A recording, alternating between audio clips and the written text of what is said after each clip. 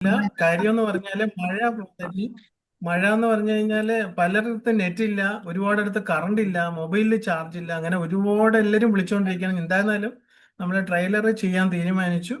അത് നമുക്ക് വേണമെന്ന് വെച്ചാൽ വീണ്ടും ഒരു റിവിഷൻ പോലെ അങ്ങനെയാന്ന് വെച്ചാൽ നോക്കാന്നൊക്കെ പറഞ്ഞിട്ടുണ്ട്. ഏതായാലും വന്നിട്ടുള്ള ഒരു സെറ്റ് ആയിട്ടുണ്ട്. നമുക്ക് തുടങ്ങിയാലോ മാതാജി? പ്രണാമം, തുടങ്ങാം. ഹരേ കൃഷ്ണ.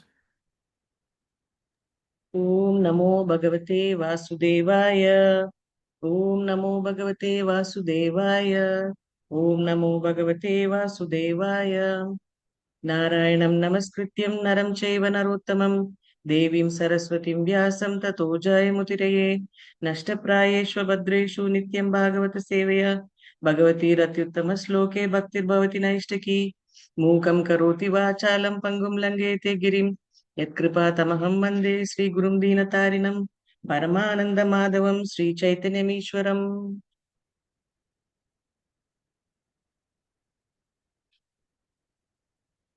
ജയരാധ മാധവ് ആരെങ്കിലും പാടുന്നു? ഞാൻ പാടട്ടെ.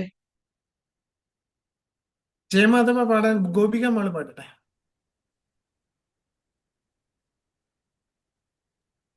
हरे कृष्ण प्रभु। जय राधा माधव, जय कुंज विहारी। जय राधा माधव, जय कुंज विहारी। जय गोपी जन वल्लभा, जय गिरिवरधारी। जय गोपी जन वल्लभा, जय गिरिवरधारी। यशोदनन्दन व्रज जनरञ्जन, यशोदनन्दन व्रज जनरञ्जन, यमुनतीरावनचारी। जय कुंज विहारी। जय राधा माधव, जय कुंज विहारी। जय राधा माधव, जय कुंज विहारी। हरे कृष्णा कृष्ण कृष्ण हरे हरे, हरे राम राम राम हरे हरे। हरे कृष्णा. ഹരേ കൃഷ്ണ. താങ്ക് യു മാതാജി. അപ്പൊ നമ്മൾ ഇന്ന് ഇസ്കോൺ ഡിസൈപ്പിൾ കോഴ്സ് ആണ് പഠിക്കാൻ പോണത്. IDC programme. അപ്പോ ഈ ഗ്രൂപ്പില് വന്നിരിക്കുന്ന ആൾക്കാരൊക്കെ ഒരുവിധം ഒരു വർഷമെങ്കിലും ഈ ഇസ്കോണിന്റെ ക്ലാസ്സസ് ഒക്കെ പഠിച്ചുകൊണ്ടിരിക്കുന്നു എന്ന് വിശ്വസിക്കുന്നു. അങ്ങനത്തെ ആൾക്കാർക്കാണ് ഫൈനലി ഇസ്കോൺ ഡിസൈപ്പിൾ കോഴ്സ് എടുക്കുന്നത്. ബിക്കോസ് പലതരം ബാക്ക്ഗ്രൗണ്ടിൽ നിന്ന് വരുന്ന ആൾക്കാർക്ക് കുറെ ഇസ്കോണിന്റെ കാര്യങ്ങളൊക്കെ മനസ്സിലാക്കിയിട്ട് ഫൈനലി നമ്മൾ ഗുരുവിന്റെ ശിഷ്യത്വം, ഗുരുവിൽ നിന്ന് നമ്മൾ ഗുരുവിന്റെ ശിഷ്യനാവാൻ വേണ്ടിയിട്ട് നമ്മൾ എന്തൊക്കെ ചെയ്യണം, ഗുരു എങ്ങനെ ഇരിക്കണം, അങ്ങനെ അതൊക്കെ അതിനെ കുറിച്ചൊക്കെ ഒരു ഡീറ്റെയിൽഡ് ക്ലാസ് ആണ്. ഞാൻ പക്ഷെ ഒരു സിമ്പിൾ ക്ലാസ് ആണ് എടുക്കാൻ പോണേ. ഡീറ്റെയിൽഡ് ക്ലാസ് പിന്നെയും വരാൻ പോകുന്നുണ്ട്. ഹിസ് ഗ്രേസ് അജയ് ഗോന്ദ പ്രഭു ടെമ്പിൾ പൂജാരി തന്നെ നിങ്ങൾക്ക് ക്ലാസ് എടുത്തു കൊടുക്കാം, സർട്ടിഫിക്കറ്റ് തരാം എന്നൊക്കെ പറഞ്ഞു. അപ്പൊ ഇത് ഒന്ന് ഞാൻ ഇന്ന് എടുക്കുന്ന ക്ലാസ് ഒന്ന് ശ്രദ്ധിച്ച് കേട്ട് കഴിഞ്ഞാൽ നിങ്ങൾക്ക് പരീക്ഷ എഴുതാനും ഏതൊക്കെ ശ്ലോകം ബൈ ഹാർട്ട് ചെയ്യണം, എങ്ങനത്തെ ക്വസ്റ്റ്യൻ ആയിരിക്കും എന്നൊക്കെ ഒരു ഐഡിയ കിട്ടും. പിന്നെ ഇതുവരെ ഒന്നും മനസ്സിലാക്കാത്ത ആൾക്കാർക്ക് ഒരു ഐഡിയ കിട്ടും. പിന്നെ വല്ല ഡൗട്ട്സ് ഉണ്ടെങ്കിൽ എൻ്റെ അടുത്ത് ചോദിക്കാം. പിന്നീട് വേണമെങ്കിൽ അജയ് ഗോന്ദ പ്രഭു ക്ലാസ് എടുക്കുമ്പോഴും ചോദിക്കാൻ പറ്റും. ഒരു റീ പ്രീ ക്യാപ്പ് എന്ന് പറയാം. ക്ലാസ് വരുന്നതിന് മുമ്പേ തന്നെ ഒരു ചെറിയ ക്ലാസ് ആണ്. IDC കാണാമല്ലോ? ഞാൻ ഷെയർ ചെയ്തത് കാണാൻ പറ്റുന്നുണ്ടോ? കാണാൻ പറ്റുന്നുണ്ട് മാതാജി. Okay okay okay.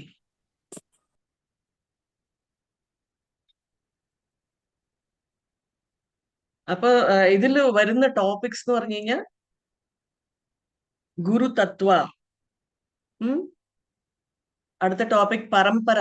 എന്താണ് പരമ്പര? ഗുരുതത്വ എന്താണ്? ഉം ശ്രീല പ്രഭുപാദ് ആരാണ്? നമ്മുടെ ഫൗണ്ടർ ആചാര്യാന്ന് എന്തിനാണ് വിളിക്കണേ? പിന്നെ ഇസ്കോൺ ഗുരുക്കളൊക്കെ ആരൊക്കെയാണ്? അവരൊക്കെ എന്ത് ചെയ്തിട്ടുണ്ട്? അവരൊക്കെ എവിടെ നിന്ന് വന്നു എന്നൊക്കെ ഒരു ഐഡിയ കിട്ടാനാണ്. അപ്പൊ ആദ്യം ഗുരു, പലതരം ഗുരു ഉണ്ടല്ലേ. നമ്മൾ കഴിഞ്ഞ ഒരു 2 വർഷം മുമ്പ് ഞാൻ ഇതിന്റെ വേറൊരു ക്ലാസ് എടുത്തായിരുന്നു. ഒരു ഗുരു ആൻഡ് ശിഷ്യ എന്ന് പറഞ്ഞ ഒരു ക്ലാസ് എടുത്തായിരുന്നു. അതിൽ ഇങ്ങനെ നിങ്ങൾ തന്നെ ആൻസർ പറഞ്ഞു. പലതരം ഗുരുക്കളുണ്ട്. അപ്പൊ ആദ്യത്തെ ഗുരു എന്ന് പറയുന്നത് വർത്തമ പ്രദക്ഷ ഗുരു. നമുക്ക് ഇസ്കോൺ എന്താണെന്ന് വഴികാട്ടി കൊടുക്കുന്ന ആള്. ഇതാണ് ഇസ്കോൺ, നിങ്ങൾ അവിടെ ചെന്നോ, നിങ്ങൾക്ക് പുസ്തകം കിട്ടും, ഭഗവത്ഗീത കിട്ടും, നിങ്ങൾക്ക് ഗുരു ദീക്ഷ വേണമെങ്കിൽ അവിടെ ചെന്നോളൂ, അല്ലെങ്കിൽ മന്ത്രദീക്ഷ വേണമെങ്കിൽ അവിടെ ചെന്നോളൂ, ഇസ്കോണിൽ നമുക്ക് കൃഷ്ണനെ കുറിച്ച് കൂടുതൽ അറിയാൻ പറ്റും എന്നൊക്കെ നമുക്ക് ഒരു വഴികാട്ടി ഉണ്ടായിക്കാണും നമ്മൾ ഇസ്കോണിൽ വരുന്നതിന് മുമ്പേ തന്നെ. അപ്പൊ ആ പേഴ്സൺ ആണ് നമ്മൾ വർത്തമ പ്രദക്ഷ ഗുരു. അപ്പൊ നമ്മൾ എപ്പോഴും അവരോട് നല്ല ബഹുമാനം വേണം. കാരണം അവര് നമ്മുടെ അടുത്ത് ഈ വഴി, ഇസ്കോണിലോട്ട് വരാനുള്ള വഴി കാണിച്ചു കൊടുത്തില്ലെങ്കിൽ ഒരിക്കലും ഇസ്കോണിൽ എത്തൂല അല്ലെ. ഫസ്റ്റ് നമ്മൾ ഇസ്കോണിൽ ഇങ്ങനെ വന്നത് ആ വഴികാട്ടി ആരാണെന്ന് നമ്മൾ എപ്പോഴും ഓർത്തിരിക്കണം. അവർക്ക് നന്ദി എപ്പോഴും നമ്മുടെ മനസ്സിൽ പറയണം. അവരാരാണെങ്കിലും ആയിക്കോട്ടെ, may be is A devotee, non devotee, എന്തൊക്കെയോ ആവാം. പക്ഷെ അവര് നമ്മുടെ വർത്തമ പ്രദക്ഷ ഗുരു. ഈ ഗുരു എന്ന് പറയുന്നത് ആക്ച്വലി കൃഷ്ണന്റെ ഒരു റെപ്രസെന്റേറ്റീവ് ആണ്. അപ്പൊ നമ്മള് ഒരുവിധം സിൻസിയറായി, ഒരുവിധം ഒരുപാട് വഴി തെറ്റി പോവാതിരിക്കാൻ വേണ്ടിയിട്ട് നമ്മളെ ഒരു വഴി കാണിച്ചു കൊടുക്കണ സന്ദർഭം ഒക്കെ ഉണ്ടാക്കി കൃഷ്ണൻ തന്നെ ഒരാളെ അയക്കുന്നതാണ്. അതാണ് വർത്തമ പ്രദക്ഷ ഗുരു. അപ്പൊ നമ്മളത് വളരെ നന്ദിയോടെ ആ വർത്തമ പ്രദക്ഷ ഗുരുവിനെ നമ്മൾ എപ്പോഴും നമുക്ക് അവരോട് നന്ദി വേണം. അടുത്ത ടൈപ്പ് ഗുരുവാണ് ശിക്ഷാ ഗുരു. അപ്പൊ നമ്മൾ ഇസ്കോളിൽ വന്നു കഴിഞ്ഞിട്ട് നമുക്ക് ഓൾമോസ്റ്റ് നമുക്ക് മുമ്പേ വന്ന ആൾക്കാരൊക്കെ നമ്മളെ എന്തെങ്കിലുമൊക്കെ പഠിപ്പിക്കാനൊക്കെ ശ്രമിക്കും. ഇൻസ്ട്രക്ഷൻസ് ഒക്കെ കൊടുക്കും. ഇങ്ങനെ ചെയ്യണം, അങ്ങനെ ചെയ്യണം, ജപമാല എങ്ങനെയാ പിടിക്കേണ്ടത്, മാല എങ്ങനെയാ ജപിക്കേണ്ടത്, ജപിക്കുന്നതിന് മുമ്പ് എന്ത് ശ്ലോകമാണ് പറയേണ്ടത് എന്നൊക്കെ പറഞ്ഞ് ഒരുപാട് ഇൻസ്ട്രക്ഷൻസ് ഉണ്ട് നമ്മൾ ഈ ഡിസൈപ്പിൾ ആവാൻ വേണ്ടിയിട്ടുള്ള ആ മാർഗത്തിൽ. അപ്പൊ അത് ഓരോ ഇൻസ്ട്രക്ഷനും നമുക്ക് കൊടുക്കുന്ന ആൾക്കാരൊക്കെ നമുക്ക് ശിക്ഷാ ഗുരുവായിട്ട് നമ്മൾ വന്ദിക്കണം. പക്ഷെ ആണെങ്കിൽ പോലും നമ്മൾ ഇസ്കോൺ ഗുരു തന്നെ നമുക്ക് വേണ്ടിയിട്ട് എന്ന് പറഞ്ഞ് ഒരു ശിക്ഷാ ഗുരു അപ്പോയിന്റ് ചെയ്തിട്ടുണ്ടാവും.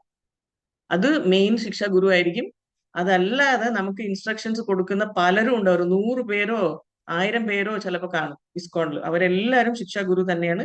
ഒരു മെയിൻ ശിക്ഷാ ഗുരു ആണ് നമുക്കിപ്പോ ഫോർ എക്സാമ്പിൾ നിങ്ങളെ നയിച്ചു കൊണ്ടുപോകുന്നത് ആദികർത്ത ഗോപാൽ പ്രഭു. അത് മെയിൻ ശിക്ഷാ ഗുരു ആയിരിക്കും നിങ്ങൾക്ക്. ഈ ഗ്രൂപ്പിന്, അനന്തപത്മനാഭ ഗ്രൂപ്പിന്, അല്ലെങ്കിൽ ജഗത്സാക്ഷി പ്രഭു ആയിരിക്കും. അങ്ങനെ ഓരോ ഗ്രൂപ്പിന് ഓരോ ശിക്ഷാ ഗുരു കാണും. പിന്നെ നമ്മൾ ഇവരുടെ അടുത്ത് നിന്നൊക്കെ ഇൻസ്ട്രക്ഷൻസ് ഒക്കെ നമ്മൾ എടുത്തു കഴിഞ്ഞിട്ട് നമ്മൾ ഫൈനലി ദീക്ഷാ ഗുരുവിന്റെ അടുത്ത് ചെല്ലും. ദീക്ഷാ ഗുരുവാണ് നമുക്ക് മന്ത്രദീക്ഷ കൊടുക്കാൻ പോണത്. മന്ത്രഗുരു എന്നും കൂടി പേരുണ്ട്. അപ്പൊ ആ ദീക്ഷാ ഗുരു ആരാണെന്ന് നമ്മൾ തന്നെ കണ്ടുപിടിക്കണം. 1 വർഷം സമയമുണ്ട് ഏതാണ് നല്ല ഗുരു. നമ്മുടെ മനസ്സ് അല്ലെങ്കിൽ നമ്മുടെ ഇൻസ്പിറേഷൻ കിട്ടുന്നത് ഏത് ഗുരുവിൽ നിന്നാണ്, അതൊക്കെ നോക്കിയിട്ട് വേണം നമ്മൾ ദീക്ഷാ ഗുരു സെലക്ട് ചെയ്യാൻ.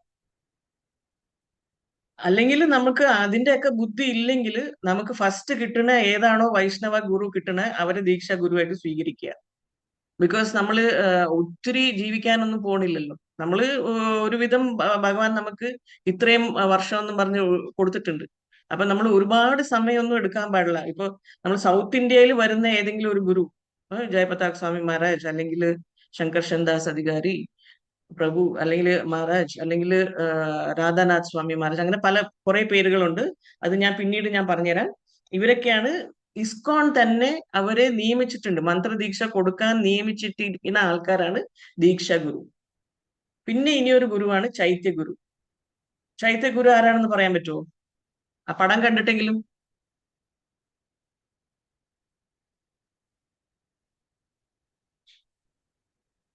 ഹരേ കൃഷ്ണ.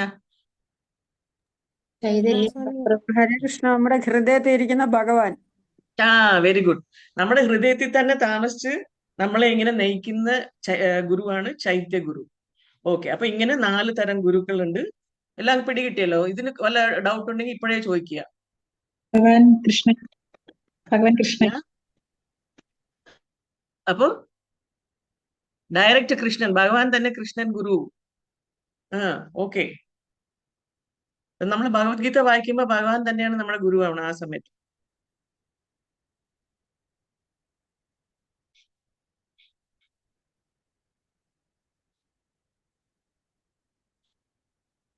ഓക്കെ, വേറെ എന്തെങ്കിലും ടൈപ്പ് ഗുരു ഉണ്ടോ?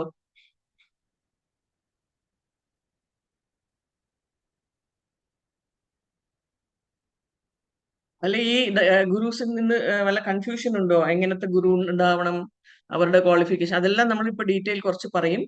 അപ്പോ കൺഫ്യൂഷൻ മാറ്റാൻ ഞാനൊരു അനലോജി ഇറക്കിയിട്ടുണ്ട്. അപ്പൊ നമ്മളൊരു ബസ്, നമുക്ക് നാട്ടിൽ പോകണം, ജോലി എടുക്കുന്ന സ്ഥലത്ത് നിന്ന് നമുക്ക് നാട്ടിൽ പോകണം. അപ്പൊ എന്ത് ചെയ്യും? നാട്ടിൽ പോകാനുള്ള ബസ് അന്വേഷിച്ച് നടക്കും അല്ലേ? അപ്പൊ അങ്ങനെ ഒരു ബസ് കിട്ടി. ഇത് അവസാനത്തെ ബസ്സാണ്, നാട്ടിൽ പോകാനുള്ള ബസ്. അപ്പൊ നമ്മൾ എന്തൊക്കെ ഷുവർ ഇത് ശരിയാണോ എന്ന് കണ്ടുപിടിക്കാൻ വേണ്ടിയിട്ട് എന്തൊക്കെ നമ്മൾ നോക്കും? ഫസ്റ്റ് വന്നിട്ട് നമ്മൾ ആ ബസ്സിന്റെ ഫ്രണ്ടിൽ പോയി അത് പോകുന്ന സ്ഥലം ഏതാണെന്ന് നോക്കും അല്ലേ? നാട്ടിൽ തന്നെ പോവുകയാണോ അല്ലെ വേറെ എവിടെയെങ്കിലും പോവാണോ എന്ന് ബോർഡ് നമ്മൾ നോക്കും അല്ലെ? കയറുന്നതിന് മുമ്പ് നോക്കുവോ? ബോർഡ് നോക്കും. ബോർഡ് നോക്കും. Very good. അപ്പൊ നമുക്ക് ഈ ബസ് ഗോലോകത്താണ് പോണേ, അപ്പൊ ഇതില് ധൈര്യമായിട്ട് കയറാൻ പറ്റും എന്ന് അത് ഉറപ്പുവരുത്തണം. നെക്സ്റ്റ് എന്താണ് നമ്മൾ നോക്കണ്ടേ? കേൾക്കാൻ നല്ല ബുദ്ധിമുട്ടുണ്ട്, കേൾക്കുന്നില്ല. ഓ ശരി, കേൾക്കുന്നുണ്ട് മാതാജി. മാതാജി കേൾക്കുന്നുണ്ട്. കേൾക്കുന്നുണ്ടോ? ഉണ്ട് കേൾക്കാതെ ക്ലിയർ മാതാജി. ഈ ഇത് ഞാൻ കാണിക്കുന്ന സ്ലൈഡൊക്കെ കാണാൻ പറ്റുന്നുണ്ടോ? കാണാൻ പറ്റും മാതാജി, കാണാൻ ഓക്കെ, പറ്റുന്നുണ്ട് അപ്പൊ ആദ്യം നമ്മള് ബസ്സില് മുകളില് എഴുതിയിരിക്കുന്ന ബോർഡ്, ഈ ബസ് എങ്ങോട്ടാണ് പോണത്, നമ്മുടെ നാട്ടിൽ തന്നെയാണോ പോണെന്ന് നമ്മൾ ചെക്ക് ചെയ്യും. അത് കഴിഞ്ഞിട്ട് എന്ത് ചെക്ക് ചെയ്യും? ഫ്രണ്ട് സീറ്റിൽ ഇരിക്കുന്ന ഡ്രൈവറിന് ആ നാട്ടിൽ പോകാനുള്ള വഴി അറിയാവോ, വണ്ടി ഓട്ടിക്കാൻ അറിയാവോ എന്ന് കണ്ടുപിടിക്കും അല്ലേ? ജസ്റ്റ് ഒന്ന് ചെക്ക് ചെയ്യും അല്ലേ? അവര് അവിടെ ഇരിക്കുന്ന ഡ്രൈവർ ബോധം കെട്ടിരിക്കുകയാണോ അല്ലെ ബോധത്തോടെയാണോ വണ്ടി ഓട്ടിക്കണേ, അതൊക്കെ നമ്മൾ ജസ്റ്റ് ഒന്ന് ചെക്ക് ചെയ്യും അല്ലേ? പിന്നെ എന്താണ് നോക്കണ്ടേ? വണ്ടി കയറുന്നതിന് മുമ്പ് ഇതാണ് വണ്ടി എന്ന് കാണിക്കുന്ന ആളാണ് ഇത്. ഈ വണ്ടി കയറിക്കോ, നമുക്ക് നാട്ടിൽ എത്താൻ പറ്റും. ഇതാണ് വർത്തമ പ്രദക്ഷ ഗുരു. കാണുന്നുണ്ടോ? എന്റെ ആരോ പോയിന്റ് ചെയ്യുന്ന ഇവിടെ താഴെ നിൽക്കുന്ന ഒരാള്. പിന്നെ ഡ്രൈവർ ഇത് വന്നിട്ട് നമുക്ക് ഗോലോകത്തെ എത്തിക്കാൻ ഉറപ്പുണ്ട്, വഴി അറിയാന്ന് പറയുന്നതാണ് നമ്മുടെ ദീക്ഷാ ഗുരു. ഓക്കെ, കിട്ടുന്നുണ്ടോ? പിടി കിട്ടുന്നുണ്ടോ? നമ്മൾ അകത്ത് കയറി കഴിഞ്ഞിട്ട് ഇസ്കോൺ ട്രാവൽസ് ആണ് ഈ ബസ്. ഇസ്കോൺ ആണ് നമ്മുടെ ബസ്. അപ്പൊ അകത്ത് കയറി കഴിഞ്ഞിട്ട് നമ്മുടെ ടിക്കറ്റ് കണ്ടക്ടർ ഒരുവിധം നമുക്ക് ഈ സീറ്റിൽ പോയി ഇരിക്കൂ, നിങ്ങൾക്ക് എവിടെയാ പോകേണ്ടത്, അവിടെ പോവാണെങ്കിൽ ഇത്രയും പൈസയാവും, എന്നിട്ട് ഫൈനലി ടിക്കറ്റ് എടുത്തു കൊടുക്കും. അതാണ് നമ്മൾ ഒരുവിധം ശിക്ഷാ ഗുരു എന്ന് പറയാൻ പറ്റും, കണ്ടക്ടർ. അപ്പൊ ഇതൊക്കെയാണ് നമ്മൾ നോക്കുന്നത്. നമ്മൾ ഈ ഇസ്കോണിൽ കയറുന്നതിന് മുമ്പേ ഇത് നമ്മൾ ഉദ്ദേശിക്കുന്ന സ്ഥലത്ത് തന്നെ പോകുന്നുണ്ടോ എന്ന് നോക്കിയിട്ട് വേണം ഇതിൻ്റെ അകത്ത് കയറാൻ. പിന്നെ ഒരു ഗുരുവാണ്, നമ്മൾ കയറി ഇരുന്ന് കഴിഞ്ഞ് ബസ്സിന്റെ അകത്ത് കയറി ഇരുന്ന് കഴിഞ്ഞ് ഇരുന്ന ഉടനെ നമ്മുടെ നെഞ്ചിൽ ഒരു duck duck duck duck duck എന്നൊരു ശബ്ദം കേൾക്കുന്നുണ്ട്, നെഞ്ചിടിക്കുന്നുണ്ട്. ഇത് അവിടെ തന്നെ എത്തുവോ, ഇരുട്ടായല്ലോ ആവൂ എന്നൊക്കെ പറഞ്ഞ് നമുക്ക് ഒരു വെപ്രാളം തോന്നുന്നുണ്ട്. ആ ഇൻഫർമേഷൻ ആരാ കൊടുക്കണേ? ഒരു ടെൻഷൻ അടിക്കുന്നുണ്ട്. അങ്ങനെയാണെങ്കിൽ അത് ആ ഇൻഫർമേഷൻ ആരാ കൊടുക്കണേ നമുക്ക്? ചൈത്യഗുരു. Very good. ചൈത്യഗുരു നമ്മുടെ ഹൃദയത്തിൽ നിന്ന് ഇത് തെറ്റായ ബസ്സാണ്, ഇത് ആരോ ഹൈജാക്കിംഗ് ആണ്, അല്ലെ ഇത് ശരിയായ ബസ്സാണ്. നമ്മൾ ബസ്സിൽ ഇരുന്നിട്ട് നമുക്കൊരു സമാധാനം തോന്നുന്നു, ഉറങ്ങാൻ തോന്നുന്നു. നമുക്ക് ബസ് കിട്ടിയല്ലോ, ഇത് ഉറപ്പായിട്ടും അവിടെ ചെല്ലും എന്നൊരു സമാധാനം ഉണ്ടെങ്കിൽ നെഞ്ചിടിപ്പൊന്നും ഉണ്ടാവില്ല, നന്നായിട്ട് ഉറങ്ങാൻ പറ്റും ബസ്സിൽ. അല്ലെങ്കിൽ എപ്പോഴും ഒരു നെഞ്ചിടിപ്പായിരിക്കും അല്ലേ? നമുക്കൊരു കാം പീസ്ഫുൾ സെൻസേഷൻ ഭഗവാൻ നമ്മുടെ ഹൃദയത്തിൽ നിന്ന് കൊടുക്കുകയാണെങ്കിൽ ഇത് കറക്റ്റായ ബസ്സാന്ന് നമുക്ക് ഉറപ്പിക്കാം.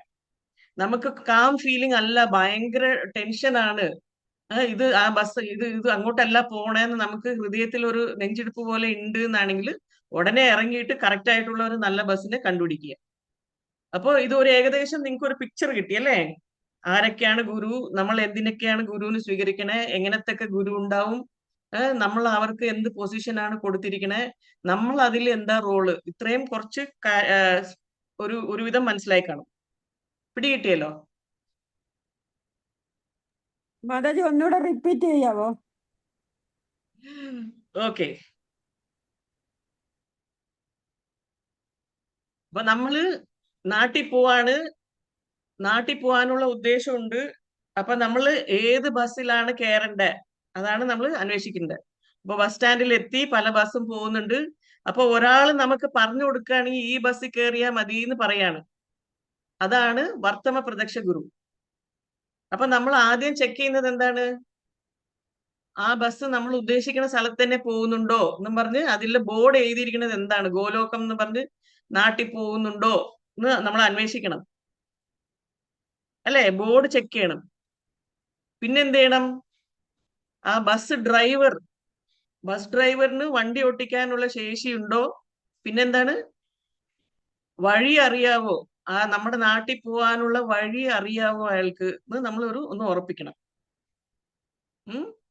പിന്നെ എന്താണ്? അതിന്റെ ബസ്സിന്റെ അകത്ത് കയറുന്നു, കണ്ടക്ടറിന്റെ അടുത്ത് നിന്ന് ടിക്കറ്റ് വാങ്ങിക്കുന്നു. എങ്ങോട്ട്? നമ്മുടെ നാട്ടിൽ ചെല്ലാൻ വേണ്ടിയിട്ടുള്ള ടിക്കറ്റ് വാങ്ങിക്കുന്നു. അപ്പൊ ഇത്രയും റോളാണ് ഇത്. വർത്തമ പ്രദക്ഷിണ ഗുരു നമ്മൾക്ക് ഏത് ബസ്സിലാ കയറേണ്ടതെന്ന് പറഞ്ഞു കൊടുത്ത്, ദീക്ഷാ ഗുരു നമുക്ക് ഹരിനാം ദീക്ഷയൊക്കെ കൊടുത്തിട്ട് ഉറപ്പായിട്ടും ഞാൻ നിന്നെ കൈ പിടിച്ച് ഗോലോക വൃന്ദാവനത്തിലോട്ട് കൊണ്ടുപോവാന്ന് പറയുന്ന ഗുരുവാണ് ദീക്ഷാ ഗുരു.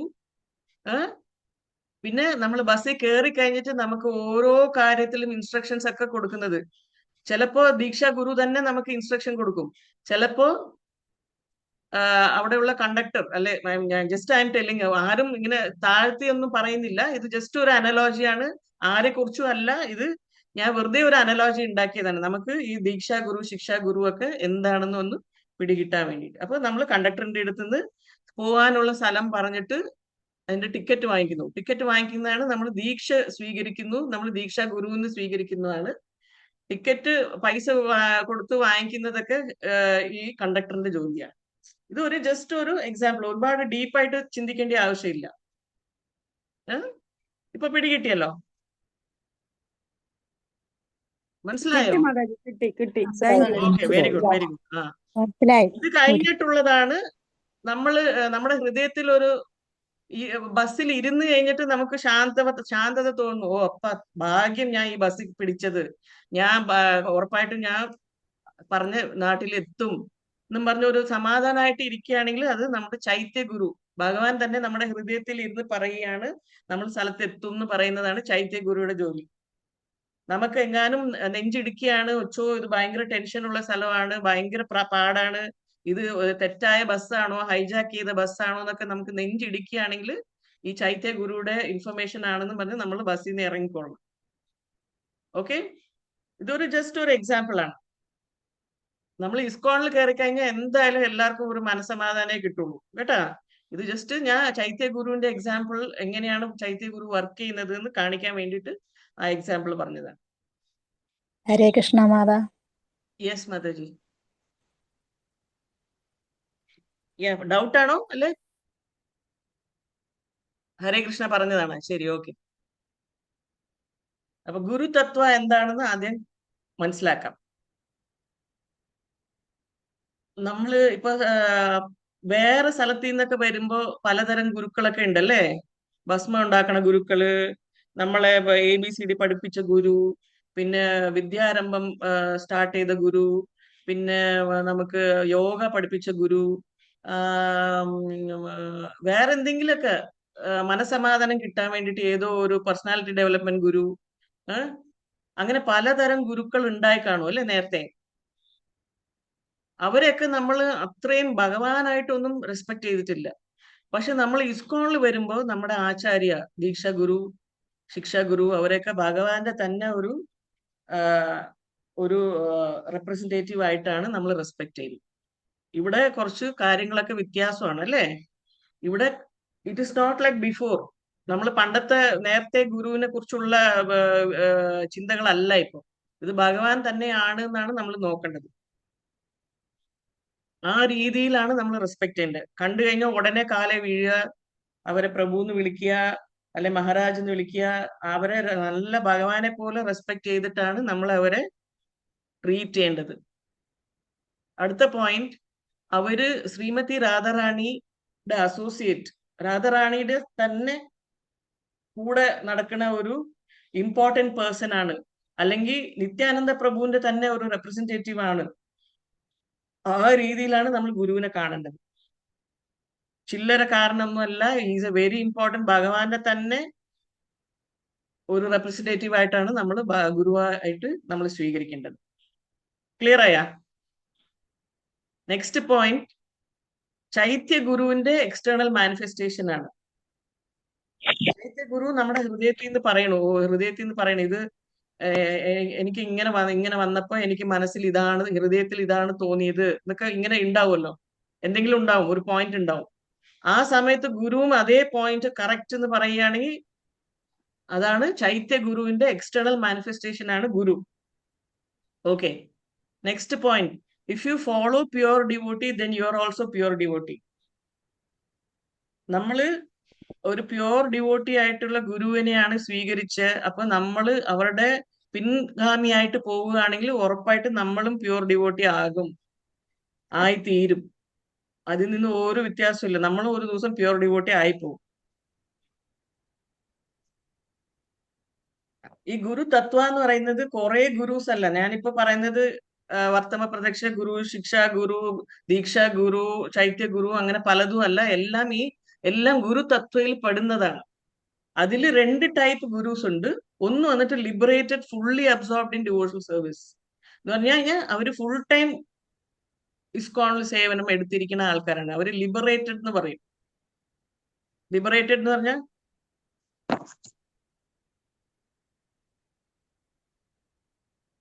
അവർക്ക് നമ്മളെ എക്സ്പ്ലോയിറ്റ് ചെയ്യാനുള്ള താല്പര്യം ഇല്ല, അതൊരു പോയിന്റ് ആണ്. അല്ലെങ്കിൽ ദേ ഹാവ് ഓൾറെഡി മീൻസ് ഈ ഇവിടുത്തെ റൂൾസ് ആൻഡ് റെഗുലേഷൻസ് നിന്നൊക്കെ അവർക്ക് മോചനം കിട്ടിക്കഴിഞ്ഞു, അല്ലെങ്കിൽ ബർത്ത് ഡെത്ത് ഡിസീസ് ആ സൈക്കിൾ ഇല്ലേ, അതിൽ നിന്ന് അവർക്ക് ഓൾറെഡി ലിബറേഷൻ കിട്ടിക്കഴിഞ്ഞു, അവർക്ക് ഓൾറെഡി ടിക്കറ്റ് കിട്ടിക്കഴിഞ്ഞു. അതാണ് liberated, fully absorbed in devotional service type of guru. Second type ആണ് invokes the disciple spiritual consciousness by relevant instructions. എന്നാൽ ലിബറേറ്റഡ് ഗുരു എന്ന് പറയുന്നത് നമ്മുടെ ദീക്ഷാ ഗുരുവിന്റെ ആ പൊസിഷൻ ആയിരിക്കും. Invokes the disciple spiritual consciousness by relevant instruction, അത് നമ്മുടെ ശിക്ഷാ ഗുരു ആയിരിക്കും. നമുക്ക് അത്യാവശ്യമുള്ള ശിക്ഷയൊക്കെ കൊടുത്ത് നമ്മുടെ ഹൃദയത്തിൽ ഈ ഭക്തി എന്ന് പറഞ്ഞ കാര്യം ഉണർത്തുന്ന ജോലി ചെയ്യുന്ന, നമുക്ക് ഇൻസ്ട്രക്ഷൻ കൊടുക്കുന്ന ശിക്ഷാ ഗുരുവാണ്. അവര് ചിലപ്പോൾ ലിബറേറ്റഡ് ഒക്കെ ആയിരിക്കില്ല, ഫുൾ ടൈം ഡിവോഷണൽ സർവീസ് ആയിരിക്കില്ല, ചിലപ്പോൾ അവരുടെ സ്വന്തം ജോലിക്കൊക്കെ പോവുമായിരിക്കും. എന്നാലും കിട്ടുമ്പോ ഒക്കെ, സമയം കിട്ടുമ്പോ ഒക്കെ ഡിവോഷണൽ സർവീസ് ചെയ്യുന്ന ആൾക്കാരൊക്കെ ആയിരിക്കും. അപ്പൊ അവര് ഫുള്ളി ലിബറേറ്റഡ് അല്ല, പക്ഷെ എന്നാലും അവര് നമ്മളിൽ ആ സ്പിരിച്വൽ കോൺഷ്യസ്നെസ്, കൃഷ്ണാവബോധം നമ്മളിൽ ഉണർത്തുന്നു. അവർ പറയുന്ന ഇൻസ്ട്രക്ഷൻസ് കാരണം നമുക്ക് ഹൃദയത്തിൽ കൃഷ്ണാവബോധം ഉണരുന്നു. അങ്ങനത്തെ ഒരു ടൈപ്പാണ് second type. Means they are not liberated, but they are still able to make us Krishna conscious. അടുത്ത പോയിന്റിലോട്ട് പോട്ടെ.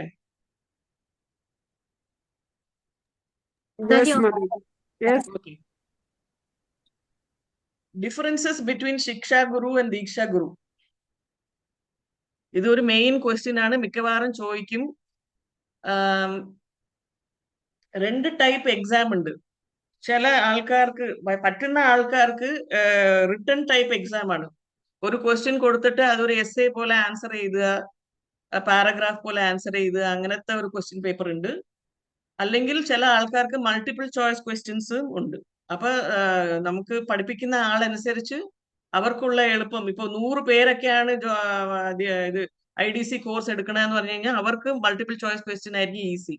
അപ്പൊ എല്ലാവരുടെയും മാർക്സ് ഒക്കെ പെട്ടെന്ന് ഇട്ടിട്ട് അവരെ പാസ്സാക്കി വിടാനും മാർക്ക് ഇടാനും ഒക്കെ എളുപ്പം മൾട്ടിപ്പിൾ ചോയ്സ് ക്വസ്റ്റ്യൻ ആയിരിക്കും. അപ്പൊ അങ്ങനത്തെ ആൾക്കാർക്ക് ഈ ക്വസ്റ്റ്യൻ വരില്ല. പക്ഷെ മൾട്ടിപ്പിൾ ചോയ്സ് ആയിട്ട് ഇതേ ക്വസ്റ്റ്യൻ വരാൻ ചാൻസ് ഉണ്ട്. അപ്പൊ ഇതെന്തായാലും നിങ്ങൾ മനസ്സിലാക്കി വെച്ചിരിക്കണം.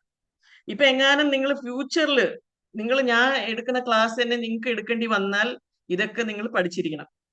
What is the difference between diksha ഗുരുവും ശിക്ഷാ ഗുരു? അതുകൊണ്ട് ഈ പോയിന്റ്സ് ഒക്കെ ഒന്ന് ശ്രദ്ധിച്ച് എഴുതിയെടുത്തോളൂ, അല്ലെങ്കിൽ സ്ക്രീൻഷോട്ട് എടുത്ത് വെച്ചോളൂ. ഇതാണ് ഡിഫറൻസ്. ദീക്ഷാ ഗുരു എന്ന് പറഞ്ഞാൽ ഒരേ ഒരു ദീക്ഷാ ഗുരുവേ ഉണ്ടാവുള്ളൂ. ശിക്ഷാ ഗുരു എന്ന് പറഞ്ഞാൽ പല ശിക്ഷാ ഗുരുകളും ഉണ്ടാവും. 1, 2, 3, 1000 എത്ര നമ്മൾ ആരുടെയൊക്കെ ക്ലാസ്സസ് കേൾക്കുന്നുണ്ടോ അവരൊക്കെ നമ്മുടെ ശിക്ഷാ ഗുരുവാണ്. ഓക്കെ. ദീക്ഷാ ഗുരു ഗിവ്സ് ഇൻസ്ട്രക്ഷൻസ്. ശിക്ഷാ ഗുരുവും ഇൻസ്ട്രക്ഷൻ കൊടുക്കും. ദീക്ഷാ ഗുരു ഇനിഷ്യേറ്റ്സ് ആൻഡ് ഒഫീഷ്യേറ്റ്സ് കണക്ഷൻ ടു പരമ്പര. അപ്പൊ നമ്മളെ ഡയറക്റ്റ് കൃഷ്ണനിൽ നിന്ന് വരുന്ന പരമ്പരയിലോട്ട് കണക്ഷൻ കൊടുക്കുന്നതാണ് ദീക്ഷാ ഗുരു. ഇൻഫോർമൽ ആയിട്ട് അതേ പരമ്പര കണക്ഷൻ കൊടുക്കുന്നത് ശിക്ഷാ ഗുരുവാണ്. ദീക്ഷാ ഗുരുവാണ് നമുക്ക് നമ്മുടെ ആത്മീയ പേരൊക്കെ കൊടുക്കുന്നത്. നമുക്ക് ആദ്യം ഒരു പേരുണ്ടാവും. നമുക്ക് ജനിച്ചപ്പോ അമ്മയും അച്ഛനൊക്കെ വെച്ച പേരുണ്ടാവും.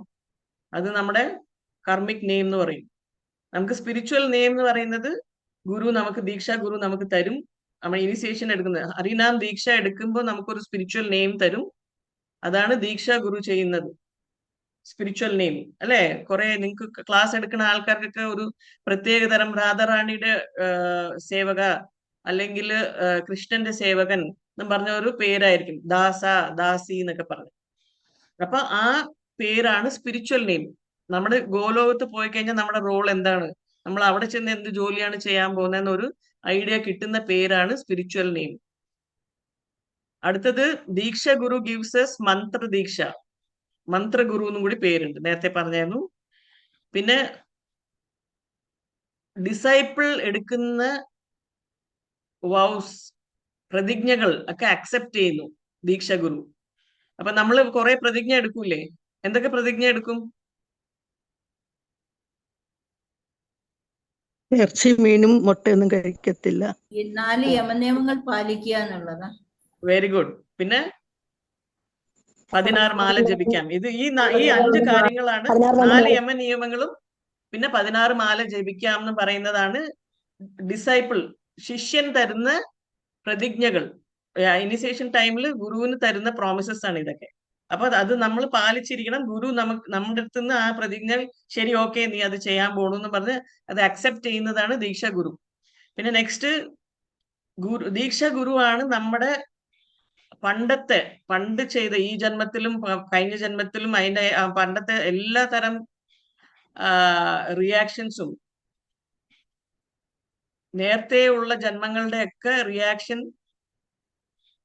ഒക്കെ മാറ്റിത്തരുന്നതാണ് ദീക്ഷാ ഗുരുവിന്റെ ജോലി. കാരണം എന്താണ്? നമ്മൾ ഈ പ്രാവശ്യം ദീക്ഷ എടുത്തു കഴിഞ്ഞാൽ നമ്മൾ ബസ്സിൽ കയറി അല്ലെ, നമ്മൾ നാട്ടിലെത്തും. അല്ലെങ്കിൽ നമ്മൾ എന്തായി, കഴിഞ്ഞ ജന്മത്തിന്റെയും അതിന്റെ മുമ്പത്തെ ജന്മത്തിന്റെയൊക്കെ റിയാക്ഷൻസ് നമ്മൾ ഇനിയും അനുഭവിച്ചുകൊണ്ടേ ഇരിക്കുമെങ്കിൽ നമ്മൾ പിന്നെയും അതിന്റെയൊക്കെ ജന്മം എടുക്കണം അല്ലേ? കറക്റ്റ് അല്ലേ? അതെ. അപ്പോ ഗുരു നമ്മുടെ നേരത്തെ ചെയ്ത റിയാക്ഷൻസ് ഒക്കെ മാറ്റിയാലേ നമുക്ക് ഇനിയൊരു ജന്മം കിട്ടാതെ നമുക്ക് നേരെ ഗോലോകത്ത് ബസ്സിൽ കയറി പോകാൻ പറ്റുള്ളൂ. അതുകൊണ്ട് ദീക്ഷ ഗുരുവിന്റെ ജോലിയാണ് നമ്മൾ നേരത്തെ ചെയ്ത കർമ്മങ്ങളൊക്കെ മാറ്റിത്തരാനുള്ള ജോലി ചെയ്യുന്നുണ്ട്. അതിന്റെ ഒപ്പം നമ്മളിപ്പോ എല്ലാം ഫ്രീ ആയി പിന്നെയും പഴയതുപോലെ ആയിക്കഴിഞ്ഞാൽ അത് ദീക്ഷ ഗുരുക്ക് അത് വലിയൊരു അടിയായി പോകും അല്ലേ? നമ്മൾ നേരത്തെ ചെയ്ത കർമ്മങ്ങളൊക്കെ അതിൽ നിന്ന് ദീക്ഷ ഗുരു നമ്മളെ മാറ്റി, അത് കഴിഞ്ഞിട്ട് പിന്നെയും നമ്മൾ പുതിയ കർമ്മങ്ങളൊക്കെ ചെയ്തുകൊണ്ടിരിക്കുമ്പോൾ it's a very big sin that you are doing to diksha guru അല്ലേ? അപ്പൊ നമ്മൾ അത് പിന്നെയും ആവർത്തിക്കാൻ പാടില്ല. യമനിയമങ്ങളൊക്കെ പാലിച്ചിരിക്കണം, 16 മാല ജപിച്ചിരിക്കണം. ഓക്കെ. അപ്പൊ ഇത് ഇത്രയുമാണ് ദീക്ഷാ ഗുരുവും ശിക്ഷാ ഗുരുവിനും തമ്മിലുള്ള വ്യത്യാസം. ഇത് നിങ്ങൾ സ്ക്രീൻഷോട്ടോ എഴുതിയെടുക്കുകയോ എന്തെങ്കിലും ചെയ്യാം, മലയാളത്തിൽ എഴുതിക്കോളൂ. പരീക്ഷയ്ക്ക് ഉറപ്പായിട്ട് ഇതൊരു ക്വസ്റ്റ്യൻ ആണ്. അടുത്ത സ്ലൈഡിലോട്ട് പോട്ടെ. ഹരേ കൃഷ്ണ മാതാജി, 4 നിയമങ്ങള് വരുന്നുണ്ട്, അത് പിന്നെയും ഡീറ്റെയിൽ വരുന്നുണ്ട്.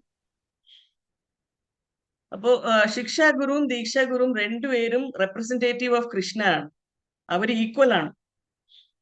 ദീക്ഷ ഗുരു ഹയർ പൊസിഷൻ, ശിക്ഷ ഗുരു ലോവർ പൊസിഷൻ, അങ്ങനെ ഒന്നുമില്ല. രണ്ടുപേരും ഈക്വൽ ആണ്.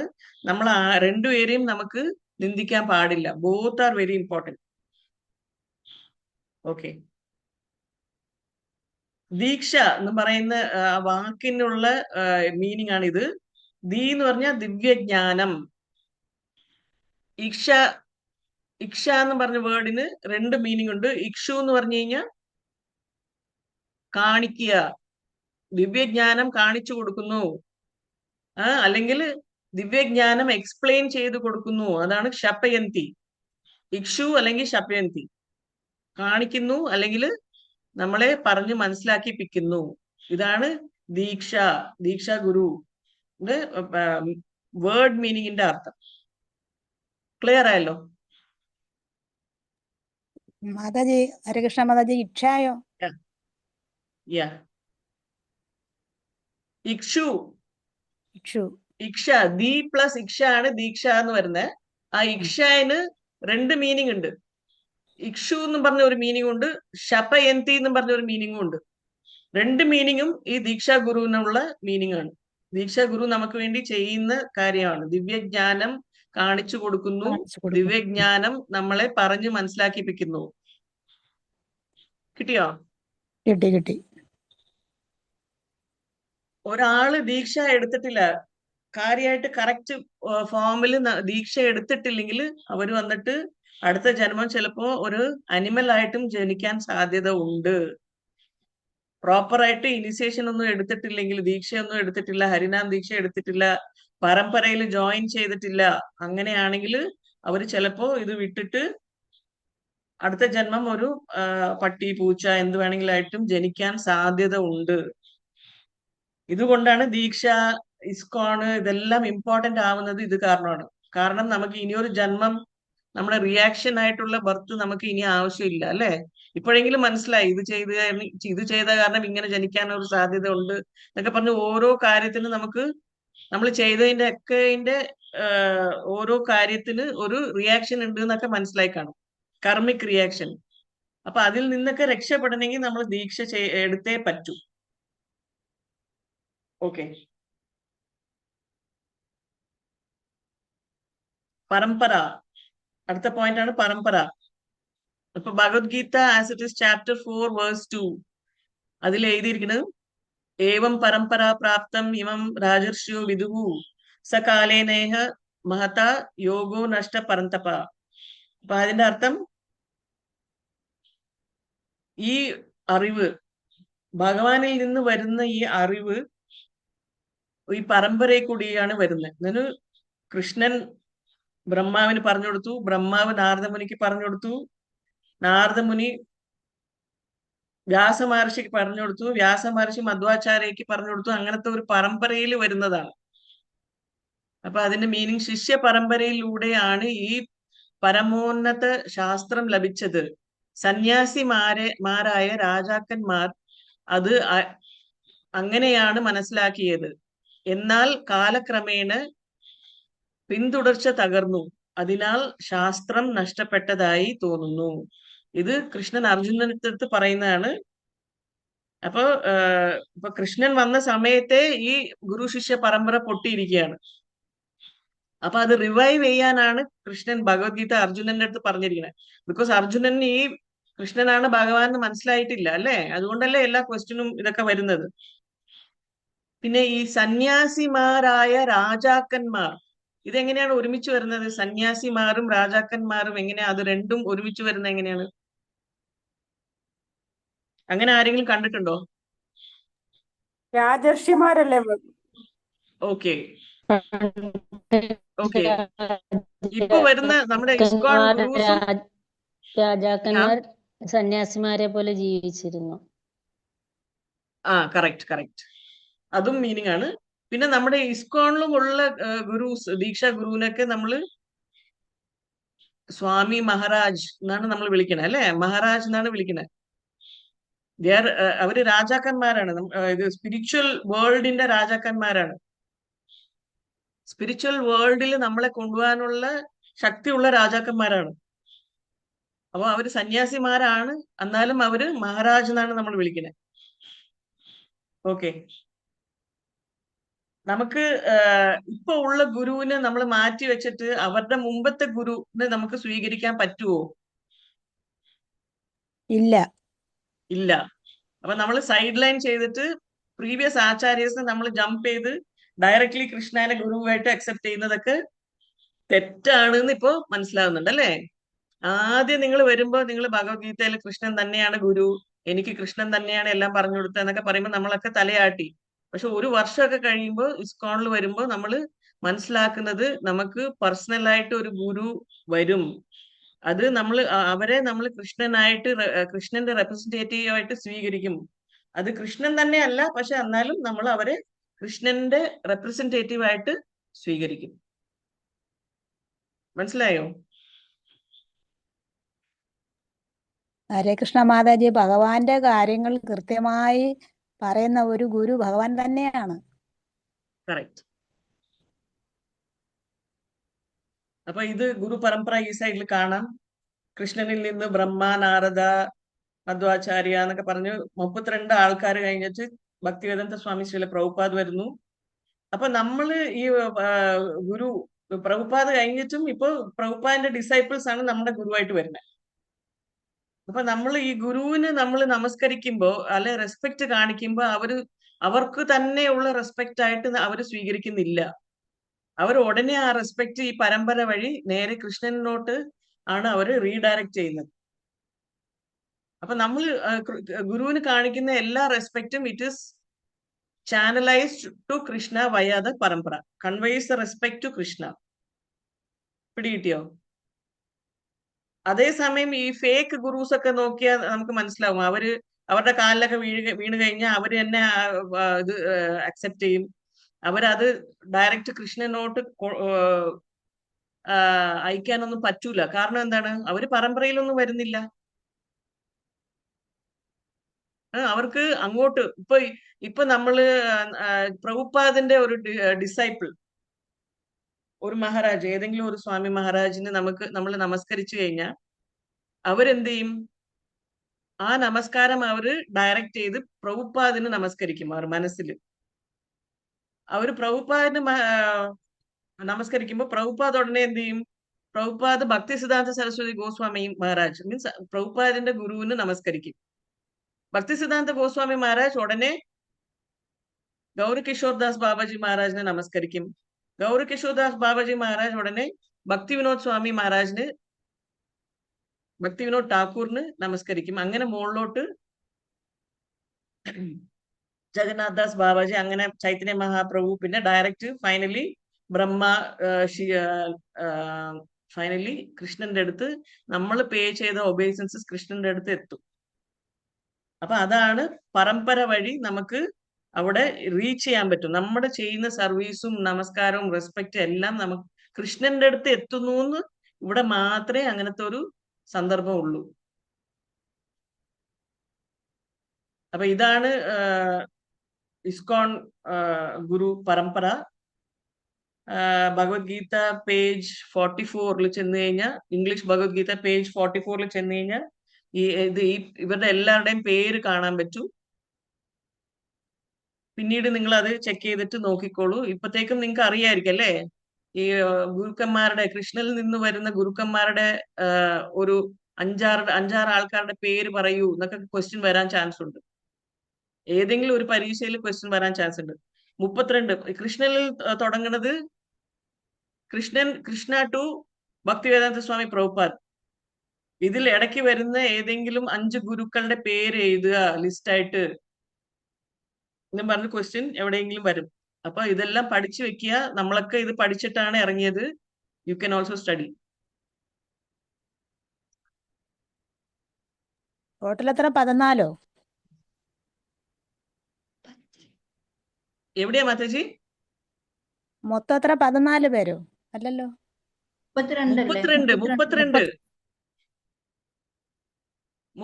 പേര്. 32 പേര് കഴിഞ്ഞാണ് പ്രഭുപാദൻ. ഓക്കെ. പേജ് നമ്പർ 44 ഇംഗ്ലീഷ് ഭഗവത്ഗീതയിലെ പേജ് നമ്പർ 44 ഈ ഗുരു പരമ്പരയുടെ ലിസ്റ്റ് കാണാൻ പറ്റും. അത് ബൈ ഹാർട്ട് ചെയ്യണം എപ്പോഴെങ്കിലും സമയം കിട്ടുമ്പോ. ഫസ്റ്റ് ചാപ്റ്ററിന്റെ അത് മുമ്പത്തെ പേജ്, ധൃതരാഷ്ട്ര ഉവാച എന്ന് പറഞ്ഞ ഫസ്റ്റ് ശ്ലോകം തുടങ്ങൂലേ, അതിന്റെ മുമ്പത്തെ പേജാണ് ഗുരു പരമ്പര. ഓക്കെ, ഇത് നമുക്ക് സിമ്പിൾ ആക്കാൻ വേണ്ടിട്ട് ഒരു പടം ഇട്ടതാണ്, പ്രഭുപാദ് ഡിസൈപ്പിൾസ് ആരൊക്കെയാണെന്ന്. എല്ലാവരുടെയും പേര് എനിക്ക് പോലും അറിഞ്ഞൂടാ, എന്നാലും കുറച്ച് ചില ആൾക്കാർ ഇതിൽ ദീക്ഷ ഗുരുക്കളായിട്ടുണ്ട്, ചില ആൾക്കാർ ദീക്ഷ ഗുരു ആയിട്ടില്ല. അവര് പ്രഭുപാദ് ഡിസൈപ്പിൾ ആയിട്ട് നമ്മൾ അവരെ ഇപ്പോഴും റെസ്പെക്ട് ചെയ്യുന്നുണ്ട്. അപ്പൊ ഇത് വന്നിട്ട് ജയപ്രതാപ് സ്വാമി മഹാരാജ്, ഇത് ഭക്തി തീർത്ഥ സ്വാമി മഹാരാജ്,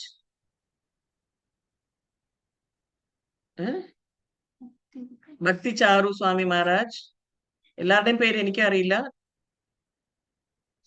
ഇത് തമാൽ കൃഷ്ണ ഗോസ്വാമി മഹാരാജ്, ഇത് ലോക്നാഥ് സ്വാമി മഹാരാജ്, ഗോപാൽ കൃഷ്ണ ഗോസ്വാമി മഹാരാജ്, ഭക്തി വികാസ് സ്വാമി മഹാരാജ്, ഗൗർ ഗോവിന്ദ് സ്വാമി മഹാരാജ്, രാധാനാഥ് സ്വാമി മഹാരാജ്, ഇന്ദ്രദുമ്ന സ്വാമി മഹാരാജ്, അങ്ങനെ അങ്ങനെ ഇഷ്ടംപോലെ ഒരു 11,000 ശിഷ്യന്മാരെയാണ് ഭക്തിവേദാന്ത പ്രഭുപാദ്, ശ്രീല പ്രഭുപാദ് അവർ ഉണ്ടായിരുന്ന സമയത്ത് തന്നെ അവരുടെ ശിഷ്യരായിട്ട് 11,000 ശിഷ്യന്മാരെ ഉണ്ടാക്കി, ദീക്ഷ കൊടുത്തു അവർക്ക്. അതിൽ പ്രോമിനന്റ് ആയിട്ടുള്ള ഗുരുക്കന്മാരാണ് ഇപ്പൊ ഞാൻ കാണിച്ചു കൊടുത്തത്. എല്ലാവരുടെയും പേര് എനിക്കും അറിഞ്ഞൂടാ, എല്ലാ പടം എനിക്ക് അറിഞ്ഞൂടാ, some of them I try to name. Okay, ഇനിയൊരു ക്വസ്റ്റ്യൻ ആണ്, explain gurupadashraya. What is ഗുരുപാദാശ്രയ?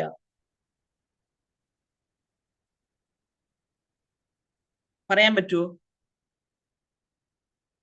Okay, ഇതാണ് ഗുരുപാദാശ്രയ.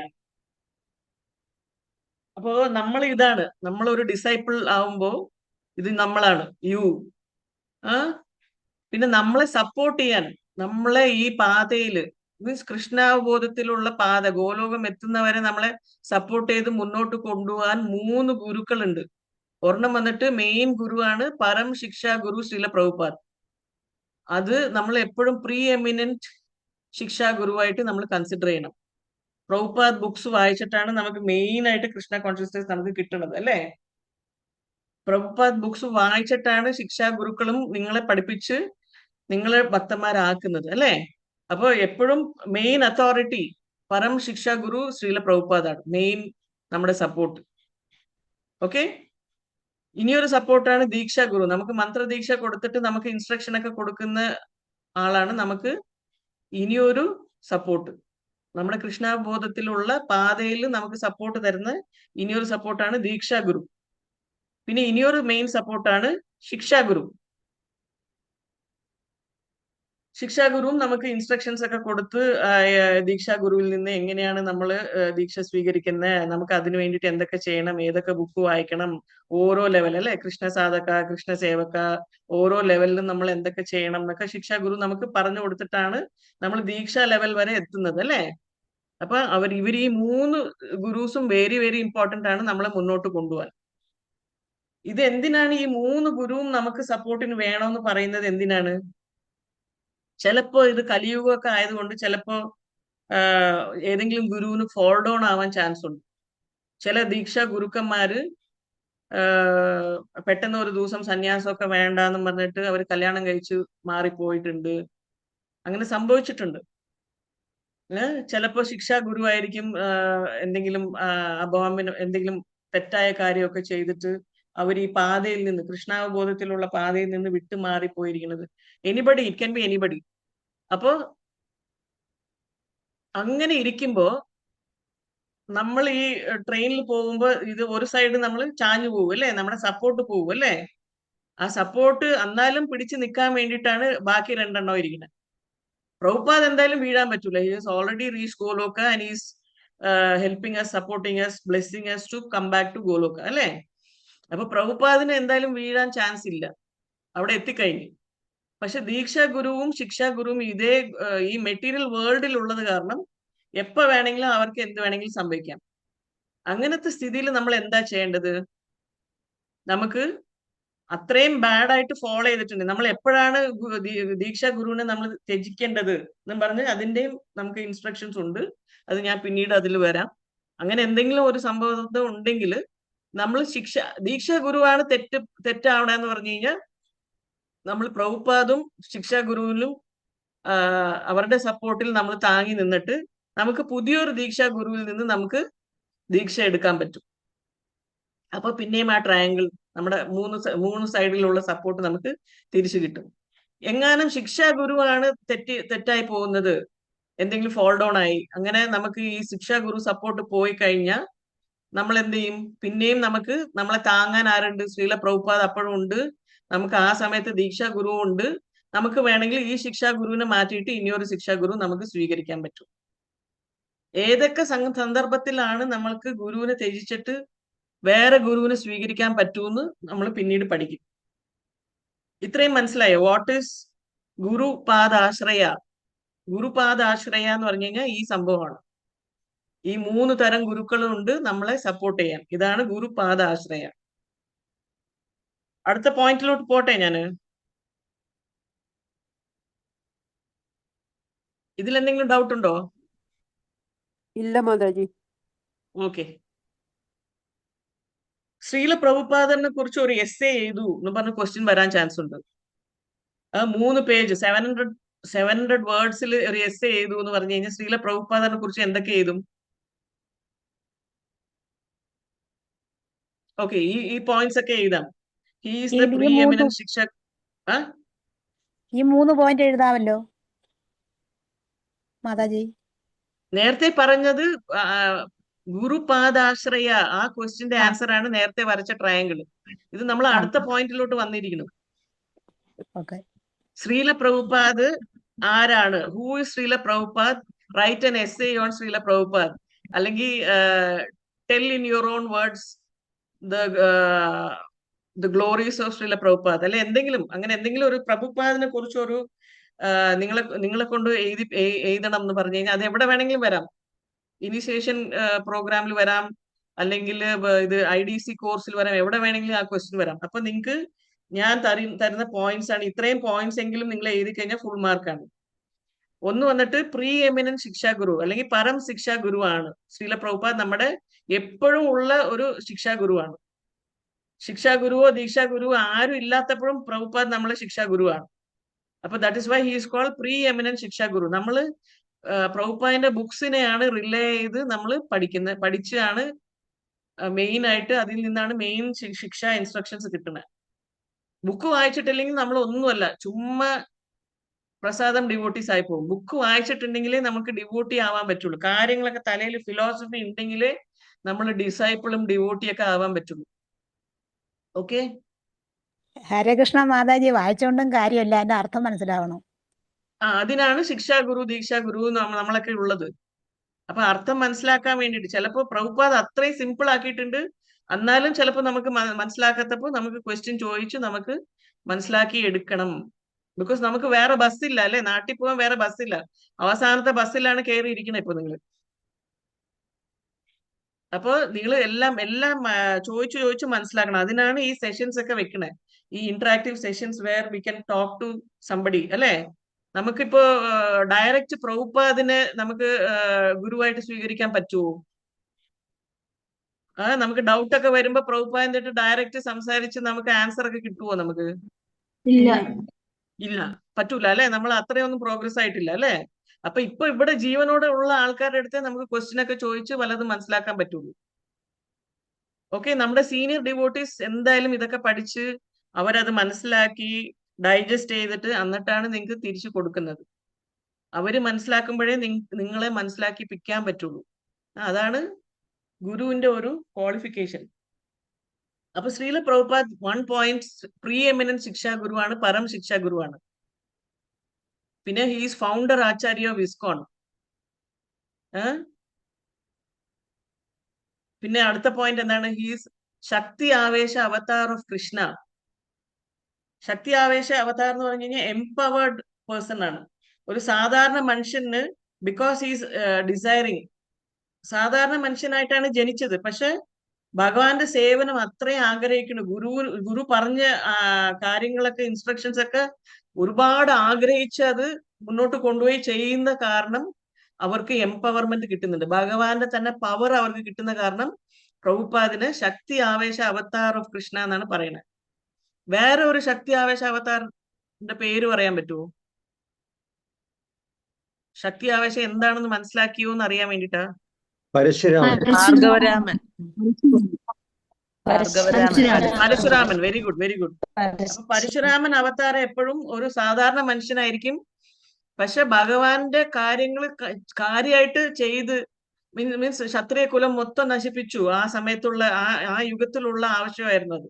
അത് മൊത്തം ചെയ്ത കാരണം ഹീസ് കോൾഡ് ശക്തി ആവേശ അവതാർ. അതേപോലെ ശ്രീല പ്രഭുപാദ് ഈ സമയത്തിന് ആവശ്യം, ഈ ഗോൾഡൻ ഏജ് തുടക്കം ഉണ്ടാക്കാൻ വേണ്ടിയിട്ട് ചൈതന്യ മഹാപ്രഭു കഴിഞ്ഞിട്ട് വന്നത് കാരണം ഹീസ് കോൾഡ് ശക്തി ആവേശ അവതാർ ഓഫ് കൃഷ്ണ. അടുത്ത പോയിന്റ് ആണ് ഹീസ് ഓൾസോ കോൾഡ് സേനാപതി ആചാര്യ. ചൈതന്യ മഹാപ്രഭു വന്നപ്പോ ഇങ്ങനെ പ്രോഫസി ചെയ്തിട്ടുണ്ടായിരുന്നു, ഞാൻ കഴിഞ്ഞിട്ട് ഒരു സേനാപതി ആചാര്യ വരും, അവര് ലോകം മൊത്തം കൃഷ്ണാവബോധം പ്രചാരിപ്പിക്കും എന്നൊക്കെ പറഞ്ഞിട്ടുണ്ട്. ചൈതന്യ മഹാപ്രഭു പറഞ്ഞിട്ടുണ്ട്. അപ്പൊ ചൈതന്യ മഹാപ്രഭു ഇന്ത്യ മൊത്തമായി ട്രാവൽ ചെയ്തിട്ടുള്ളൂ അല്ലെ. സൗത്ത് ഇന്ത്യ ടൂറൊക്കെ വന്നിട്ട് വൃന്ദാവൻ, മായാപൂർ ആ ഭാഗം, പിന്നെ ഗോവർദ്ധൻ, പിന്നെ ജാർഖണ്ഡ് ഈ ഭാഗമൊക്കെ, പിന്നെ ഗയ, അങ്ങനത്തെ സ്ഥലമൊക്കെയാണ് ചൈതന്യ മഹാപ്രഭു വിസിറ്റ് ചെയ്തത്. ഇന്ത്യയുടെ അകത്ത്, ഇപ്പൊ ഉള്ള ഇന്ത്യയുടെ അകത്തുള്ള സ്ഥലങ്ങളൊക്കെ. പക്ഷെ ശ്രീല പ്രഭുപാദ് വന്നിട്ട് വേൾഡ് മൊത്തം ചുറ്റി ഒരു 13-16 പ്രാവശ്യം വേൾഡ് മൊത്തം ഫ്ലൈറ്റിലൊക്കെ ചെന്നിട്ട് ഓരോ സ്ഥലത്ത് ഓരോ അമ്പലമൊക്കെ ഉണ്ടാക്കി 108 അമ്പലങ്ങൾ ഉണ്ടാക്കിയിട്ടുണ്ട്. അത് ഇനിയൊരു പോയിന്റ് ആണ്, ഇവിടെ വിട്ടുപോയിട്ടുണ്ട്. അവരുടെ ലൈഫ് ടൈമിൽ തന്നെ 108 കൃഷ്ണന്റെ അമ്പലങ്ങൾ ഉണ്ടാക്കിയിട്ടുണ്ട്. കുഞ്ഞു അമ്പലമല്ല, നമ്മുടെ വീട്ടിലുള്ള ചെറിയ ഓൾട്ടർ പോലത്തെ അമ്പലമൊന്നും അല്ല, വലിയ വലിയ വലിയ ദിവ്യക്ഷേത്രം പോലത്തെ അമ്പലമാണ് ഉണ്ടാക്കിയിരിക്കുന്നത് ശ്രീല പ്രഭുപാദ്. 108 എണ്ണം വെറും 11 വർഷങ്ങളുടെ അകത്ത്. സന്യാസം എടുത്തത് മുതൽ അവര് തിരിച്ച് ഡിസപ്പിയർ ആവുന്നവരെ 11 വർഷം ഉണ്ടായിരുന്നു. ആ 11 വർഷത്തില് 108 അമ്പലങ്ങളാണ് അവര് ഉണ്ടാക്കിയത്, കൃഷ്ണന്റെ അമ്പലങ്ങൾ. It's a very big task. ഒരു ഓർഡിനറി പേഴ്സണിന് അങ്ങനെ ഒന്നും ചെയ്യാൻ പറ്റില്ല. So he is also called Senapati Acharya. പിന്നെ 11,000 ശിഷ്യന്മാർക്ക് അവർ ദീക്ഷാ ഗുരുവാണ്. അപ്പൊ മോഡേൺ വേൾഡിൽ അവര് കൃഷ്ണാവബോധം എസ്റ്റാബ്ലിഷ് ചെയ്തിട്ടുണ്ട്. പിന്നെ അവർ GBC എന്ന് പറഞ്ഞ ഒരു ഗവേണിംഗ് ബോഡി കമ്മീഷൻ എസ്റ്റാബ്ലിഷ് ചെയ്തു. അവർ പോയി കഴിഞ്ഞിട്ട് ഇസ്കോൺ എങ്ങനെയാണ് നടത്തേണ്ടതെന്ന് പറഞ്ഞു കൊടുക്കാൻ വേണ്ടിയിട്ട് ഒരു ഗവേണിംഗ് ബോഡി കമ്മീഷൻ ഉണ്ടാക്കി. ഇത്രയും അവരുടെ ശിഷ്യന്മാരുടെ ഒരു ഗ്രൂപ്പ് ഉണ്ടാക്കിയിട്ട് അവരാണ് ഓരോന്ന് ഡിസൈഡ് ചെയ്യുന്നത്. ഇത് ഇനി അടുത്തത് ഇസ്കോൺ എങ്ങോട്ടാ ചെല്ലണ്ടേ, ഇസ്കോൺ ഇനി അടുത്ത പ്രോഗ്രാം എന്തായിരിക്കും, ഇസ്കോൺ ഇനി എന്താണ് ചെയ്യാൻ പോണേ, ഇനി ഏതിലാണ് ഇടപെടേണ്ടത്, അവിടെ ഫ്ലഡ്സ് ആണെങ്കിൽ അവർക്ക് ഫുഡ് കൊടുക്കണോ, ഇവിടെ വേറെ ഭൂകമ്പം ആണെങ്കിൽ അവിടെ ചെയ്യണോ, ഇതിനെല്ലാത്തിനും ഡിസിഷൻ മേക്കിംഗ് ഒരു ഗവേണിംഗ് ബോഡി കമ്മീഷൻ ഉണ്ട്. ഇസ്കോൺ ചെയ്യുന്ന പ്രവർത്തികൾക്കൊക്കെ, ഇപ്പൊ ചെയ്യുന്ന പ്രവർത്തികൾക്കൊക്കെ അത് ശ്രീല പ്രഭുപാദ് എസ്റ്റാബ്ലിഷ് ചെയ്തതാണ്. അതും ഒരു പോയിന്റ് ആണ്. പിന്നെ he created potential spiritual masters by initiating his disciples. അപ്പൊ ഇനി വരാൻ പോണ ദീക്ഷാ ഗുരുക്കൾ ഉണ്ടാക്കി അല്ലേ, അവരുടെ ശിഷ്യന്മാരെ ദീക്ഷ കൊടുത്തിട്ട് വരാൻ പോണ സ്പിരിച്വൽ മാസ്റ്റേഴ്സിനൊക്കെ അവരുണ്ടാക്കി. പിന്നെ he's a pure devotee of Krishna as he was fully involve in following the spiritual masters advice. Guru പറയുന്ന കാര്യം മൊത്തം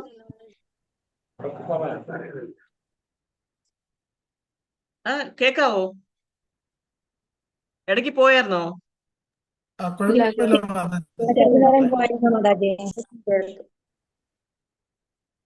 ഓക്കെ, കേക്കാവോ നിങ്ങക്ക്?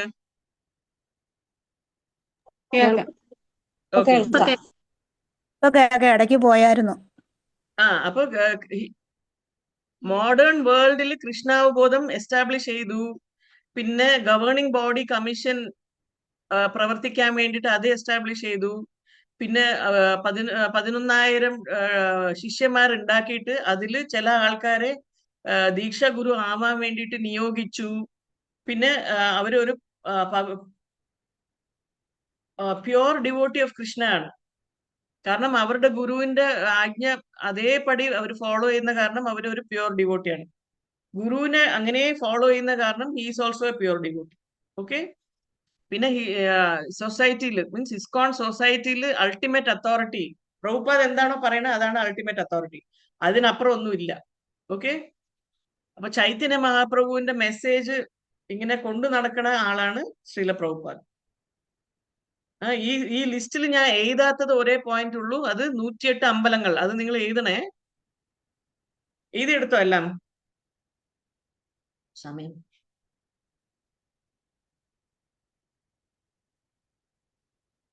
അപ്പൊ ഇനി 4 മിനിറ്റേ ഉള്ളൂ. ഓക്കെ, അടുത്ത പോയിന്റിലോട്ട് പോവാം.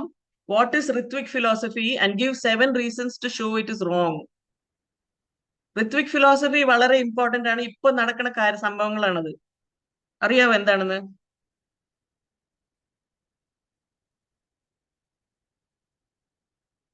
ഹരേ കൃഷ്ണ. ഇപ്പൊ വന്നിട്ട് നമ്മള് കംപ്ലീറ്റ് ഇസ്കോണിൽ നിന്ന് മാറി ഇനിയൊരു പുതിയ ഇസ്കോൺ ആയിട്ട് മാറിയിരിക്കുന്ന ഒരു സംഭവമാണ് ഋത്വിക് ഫിലോസഫി. അവരുടെ ഫിലോസഫി അനുസരിച്ച് ശ്രീല പ്രഭുപാദാണ് ഗുരു. അത് കഴിഞ്ഞിട്ടുള്ള അവരുടെ താഴെ വന്ന ശിഷ്യന്മാരൊന്നും ഗുരു ആവാനുള്ള യോഗ്യത ഇല്ല എന്ന് പറഞ്ഞു നടക്കുന്ന ആൾക്കാരാണ് അവര്. അതാണ് ഋത്വിക് ഫിലോസഫി. അത് ശരിയാണോ തെറ്റാണോ എന്ന് തോന്നുന്നു നിങ്ങക്ക്?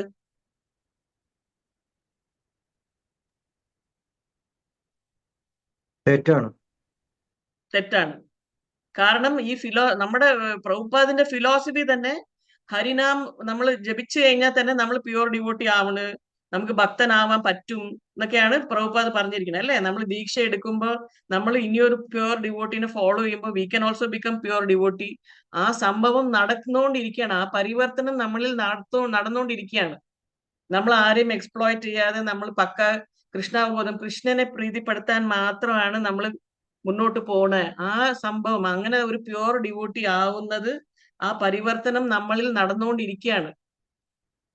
അതിനു മുമ്പേ തന്നെ അയ്യോ ഞാൻ ഒരിക്കലും അങ്ങനെ പ്യുവർ ഡിവോട്ടി ആവില്ല, ഞാൻ ദുഷ്ടനാണെന്ന് പറഞ്ഞുകൊണ്ടിരുന്ന് അങ്ങനെ ഇരിക്കാൻ പറ്റുമോ? നമുക്ക് പാടില്ല അല്ലെ. നമ്മളും പ്യുവർ ഡിവോട്ടി ആവാനുള്ള ശ്രമമാണ് ഈ ഇസ്കോണിൽ ചേർന്നിട്ട് ഇത്രയും നാമമൊക്കെ ജപിച്ച് ഇത്രയും ക്ലാസ് ഒക്കെ കേട്ടോണ്ടിരിക്കുന്നത്. നമ്മളും പ്യുവർ ഡിവോട്ടി ആവാനാണ്. ശ്രീല പ്രഭുപാദ് പറഞ്ഞു, ചൈതന്യ മഹാപ്രഭു പറഞ്ഞു, ഇവരൊക്കെ പറഞ്ഞിട്ടുണ്ട് നമുക്ക് പ്യുവർ ഡിവോട്ടി ആവാൻ പറ്റും, നമുക്ക് ഒരു ദിവസം ദീക്ഷാ ഗുരു വരെ ആവാൻ പറ്റും എന്നൊക്കെ പറഞ്ഞിട്ടുണ്ട്. അപ്പൊ അത് സത്യമായിട്ട് നമ്മൾ എടുത്തിട്ട് നമ്മൾ അങ്ങോട്ട് ചെന്നോണ്ടിരിക്കുക, അത്രേ ഉള്ളൂ. അവർക്ക് താല്പര്യം ഉണ്ടെങ്കിൽ നമ്മൾ ദീക്ഷാ ഗുരു ആക്കും, താല്പര്യം ഇല്ലെങ്കിൽ നമ്മൾ ആക്കൂല, അത്രയല്ലേ ഉള്ളൂ. അത് പക്ഷെ നമ്മൾ അത് ആവാൻ, നമ്മൾ പെർഫെക്റ്റ് ആവാൻ വേണ്ടിയിട്ട് നമ്മുടെ ശ്രമം നമ്മൾ എന്തായാലും ചെയ്തുകൊണ്ടിരിക്കണം. അതിന്റെ സ്റ്റാർട്ടിങ് ഓൾറെഡി ദീക്ഷാ ഗുരു നമുക്ക് ആ മന്ത്ര ദീക്ഷ വെച്ചും ബ്രാഹ്മണ ദീക്ഷ വെച്ചും നമുക്ക് ആ സ്റ്റാർട്ടിങ് ഓൾറെഡി ഇനിഷ്യേഷൻ കൊടുത്തു കഴിഞ്ഞു. അതിന്റെ ബീജം നമ്മുടെ ഹൃദയത്തിൽ ഇട്ട് കഴിഞ്ഞു. അപ്പൊ ആ ഭക്തി വളർന്ന് അത് കംപ്ലീറ്റ് ആയിട്ട് നമ്മൾ ഒരു നല്ല ഭക്തനാവാനുള്ള ശ്രമം അത് അനുവദിക്കണം. നമ്മളെ ഉള്ളിൽ ആ സാധനം നമ്മൾ അനുവദിക്കണം. അത് നടക്കൂല എന്ന് പറഞ്ഞുകൊണ്ടിരിക്കാൻ പറ്റൂല. അപ്പൊ ഋത്വിക് ആൾക്കാർ അങ്ങനെയാണ് വിചാരിക്കണത്. ഒരിക്കലും അവർ പ്യുവർ ഡിവോട്ടി ആവില്ല, ഒരിക്കലും അവർക്ക് സ്പിരിച്വൽ മാസ്റ്റർ ആവാൻ പറ്റൂല എന്നൊക്കെ പറഞ്ഞാണ് അവര് ആ സ്പിരിച്വൽ മാസ്റ്റർ ആവാനുള്ള ദൗത്യം അവർ ഏറ്റെടുക്കാതെ പിന്നോട്ട് മാറി നിൽക്കുന്ന ആൾക്കാരാണ് ഈ ഋത്വിക് ആൾക്കാർ. അപ്പൊ അതിന്റെ എതിരെയാണ് ഈ പ്രഭുപാദിന്റെ ഫിലോസഫി മൊത്തമായിട്ട് വരുന്നത്. ചൈതന്യ മഹാപ്രഭുവിന്റെയും പ്രഭുപാദിന്റെയും ഫിലോസഫി ഋത്വികിസത്തിന്റെ എതിരെ വരുന്നു. അപ്പൊ ഇതുവരെ ഈ ദീക്ഷാ ഗുരു നമ്മുടെ ഇപ്പൊ ഉള്ള ഗുരുവിനെ കാട്ടിലും മുമ്പേ ഉള്ള പരം ഗുരുവിൽ നിന്ന് നമുക്ക് ദീക്ഷ എടുക്കാമെന്ന് ഇതുവരെ വൈഷ്ണവ പരമ്പരയിൽ ഉണ്ടായിട്ടില്ല. അതൊരു എക്സാമ്പിൾ ആണ്. അല്ല 7 എക്സാമ്പിൾ കൊടുക്കണമെന്ന് പറഞ്ഞിട്ട് അതൊക്കെയാണ് എഴുതിയിരിക്കണേ. പരം ഗുരു എന്ന് പറഞ്ഞാൽ ഇപ്പൊ നമ്മുടെ ദീക്ഷാ ഗുരുവിന്റെ ഗുരു. ഇപ്പൊ എനിക്കിപ്പോ ജയപ്രതാക് സ്വാമി മഹാരാജ് ആണെങ്കിൽ ജയപ്രതാക് സ്വാമി മഹാരാജിന്റെ ഗുരുവാണ് പ്രഭുപാദ്. അപ്പൊ പ്രഭുപാദാണ് പരം ഗുരു. അപ്പൊ ഇതുവരെ ആ ഫുൾ പരമ്പരയിൽ 32 ഗുരുക്കന്മാരുടെ പരമ്പരയിൽ ഇതുവരെ അങ്ങനെ ഒരു ശിഷ്യൻ പരം ഗുരുവിൽ നിന്ന് ദീക്ഷ എടുക്കേണ്ട അവസ്ഥ ഇതുവരെ വന്നിട്ടില്ല. ജീവനോടെ ഉള്ള അവരുടെ മുമ്പിലുള്ള ഗുരുവിൽ നിന്നേ ആരും ദീക്ഷ എടുത്തിട്ടുള്ളൂ. അതുകൊണ്ട് അങ്ങനത്തെ ഒരു എക്സാമ്പിൾ ഋത്വികേസം ചെയ്യുന്ന പോലത്തെ ഒരു എക്സാമ്പിൾ ഇതുവരെ കണ്ടിട്ടില്ല. പിന്നെന്താണ്, നിത്യാനന്ദ പ്രഭുവിന്റെ മകനായിട്ട് ജനിച്ച വീരഭദ്ര ഗോസ്വാമിയും ഈ ഇങ്ങനത്തെ പരം ഗുരുവിൽ നിന്ന് എടുക്കുന്ന ഇനിഷ്യേഷന് അവര് തെറ്റാണെന്ന് പറഞ്ഞിട്ടുണ്ട്. Second point. പിന്നെ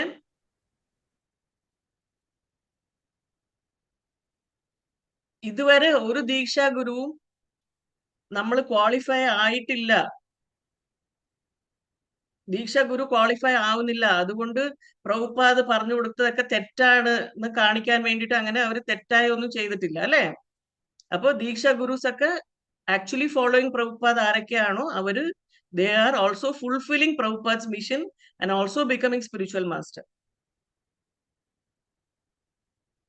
പിന്നെ ഇങ്ങനെ എക്സെപ്ഷനലി എംപവേർഡ് ആചാര്യക്ക് മാത്രം ഗുരു ആവാൻ പറ്റുള്ളൂ അങ്ങനൊന്നും ഇല്ല അല്ലെ. നമ്മളിപ്പോ എംപവേർഡ് ശക്തി ആവേശ അവതാർ പ്രഭുപാദാണ്, കറക്റ്റ്.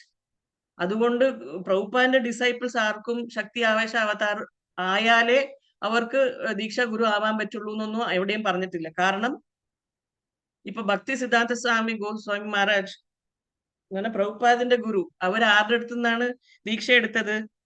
അവര് വന്നിട്ട് ഗൗര കിഷോർ ദാസ് ബാബാജി മഹാരാജ് എന്നാണ് ദീക്ഷ എടുത്തത്. ഗൗര കിഷോർ ദാസ് ബാബാജി മഹാരാജ് ആകെ ഭക്തി സിദ്ധാന്ത സരസ്വതി ഗോസ്വാമി മഹാരാജിന് മാത്രമേ ദീക്ഷ കൊടുത്തിട്ടുള്ളൂ. അവര് പ്രഭുപാദ് പോലെ 11,000 ഡിസൈപ്പിൾസ് ഒന്നും ഉണ്ടാക്കിയിട്ടില്ല. ആകെ ഒരേ ഒരു ഡിസൈപ്പിൾ.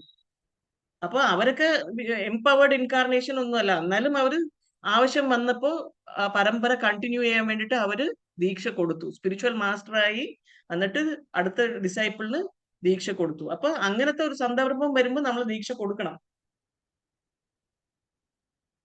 അപ്പൊ നമ്മളിൽ ഇങ്ങനെ ആ പരിവർത്തനം നടക്കാൻ പാടില്ല എന്ന് പറയുന്നത് ആണ് ഋത്വിക്കിസം. അത് തെറ്റാണ്.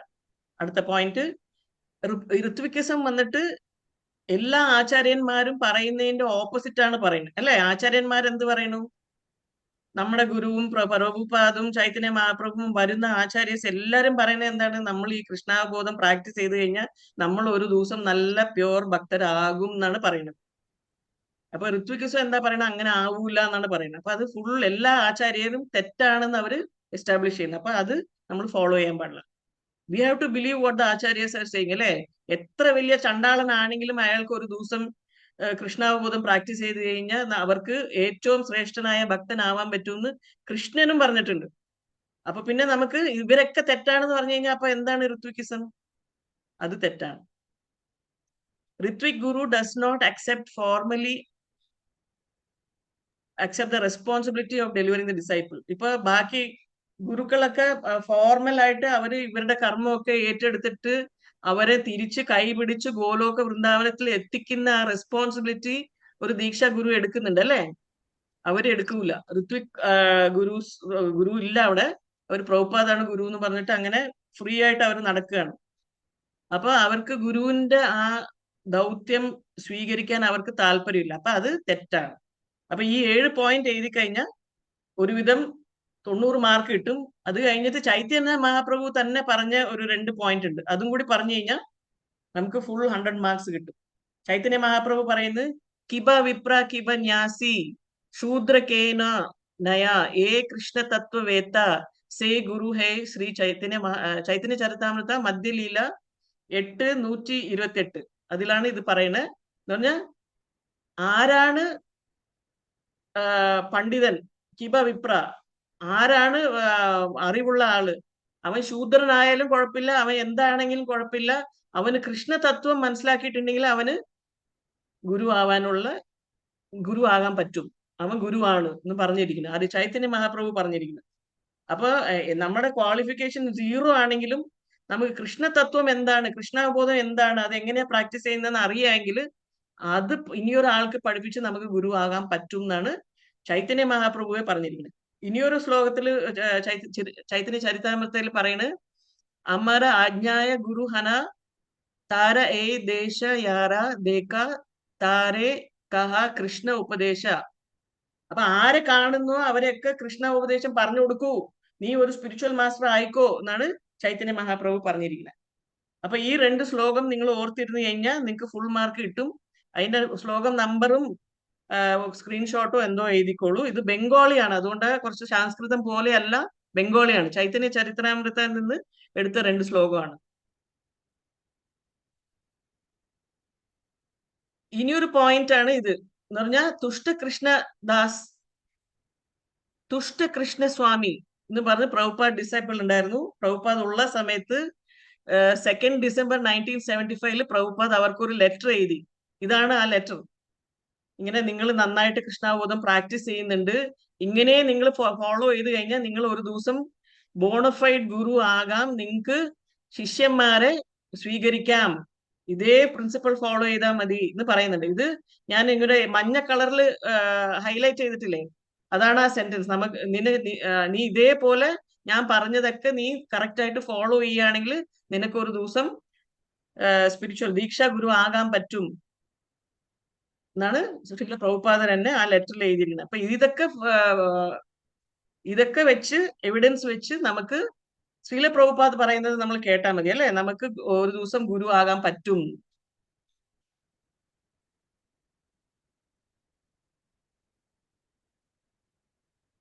ഇപ്പോഴും കേൾക്കുന്നുണ്ടോ? കേൾക്കാം മാതാജി. ഓക്കെ. അപ്പൊ അടുത്ത പോയിന്റ് ആണ് ഗുരു സേവ. ഗുരു സേവ 2 തരമാണ്.